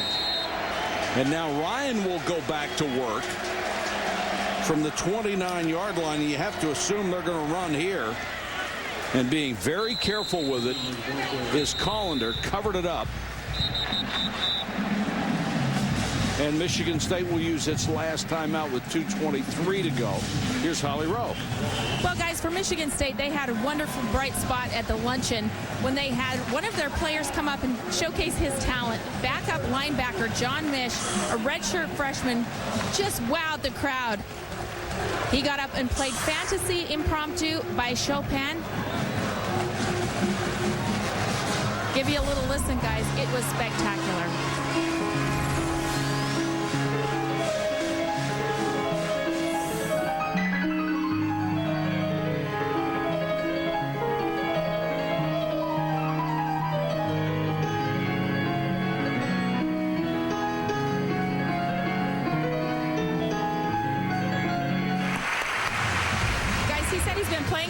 Years, but let me just reiterate, that was a linebacker. One of the guys at luncheon said, you know, if it was a kicker or a quarterback, I could have understood it, but a linebacker playing like that? That was terrific, wasn't it, Holly? I've got that on my iPod. It was really good. Very nice. You have an iPod and an iPhone? Yes. Anything with an I in it, I want it. If they ever come out with an iCar, I'm buying one. You have Britney Spears on your iPod, too? No. No. Surprises me.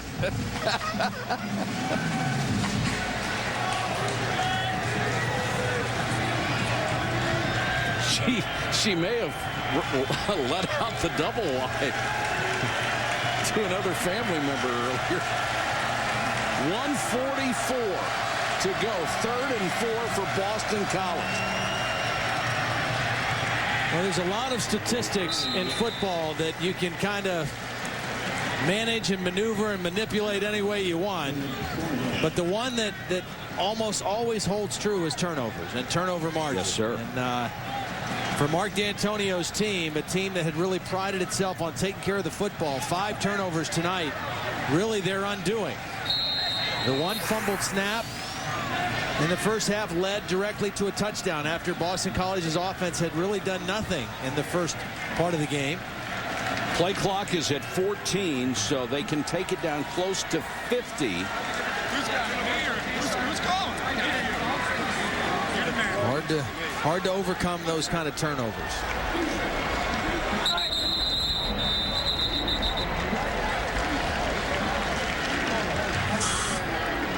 Stop it at 49. And Matt Ryan has shown you again tonight why he was a Heisman candidate and the ACC Player of the Year and is sure to be a top draft choice in the NFL draft. 22 of 47 tonight, 249 passing yards and 3 touchdowns. And what makes it so much more impressive to me, and what you were saying in your initial scouting report of Matt Ryan, he has done it without a go-to receiver, a guy who can stretch the field. He's done it without a running game. He's a guy everybody is out to stop with any kind of scheme they come up with, knowing he's limited by the personnel around him, and he still gets it done. Well, he was extremely accurate. He knew where to go with the football. They had a good system, a good scheme. They found ways to get guys open. And again, he did it in a new system. I mean, he just started this system with Steve Logan and Jeff Jagosinski last spring. Yeah. So he had 1 spring ball and 1 summer camp, and he broke a school record for yards and touchdowns. And he is tonight's player of the game presented by Capital One.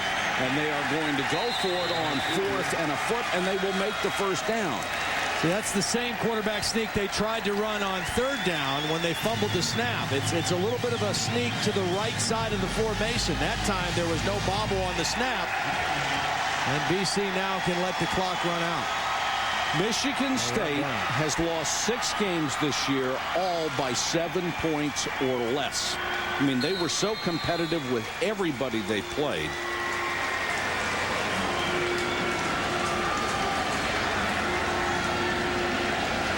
Play clock at 15, so they will, if they snap it, they probably will not have to snap it again. Maybe one more time. No, they won't. This will be the last one. And Ryan will take a knee, and Boston College will finish its season 11-3. And this will be the 8th straight bowl game they have won. That's a remarkable record. 8th straight bowl game they've won. Back-to-back 10-win seasons for the first time in school history, and the first time they've won 11 games in a season at Boston College since 1940. The final score, Boston College 24, Michigan State 21. The Emerald Bowl coming up next. This has been a presentation of ESPN, the worldwide leader in sports. For Holly Rowe and Todd Blackledge and our entire ESPN crew, this is Mike Patrick. Thanks.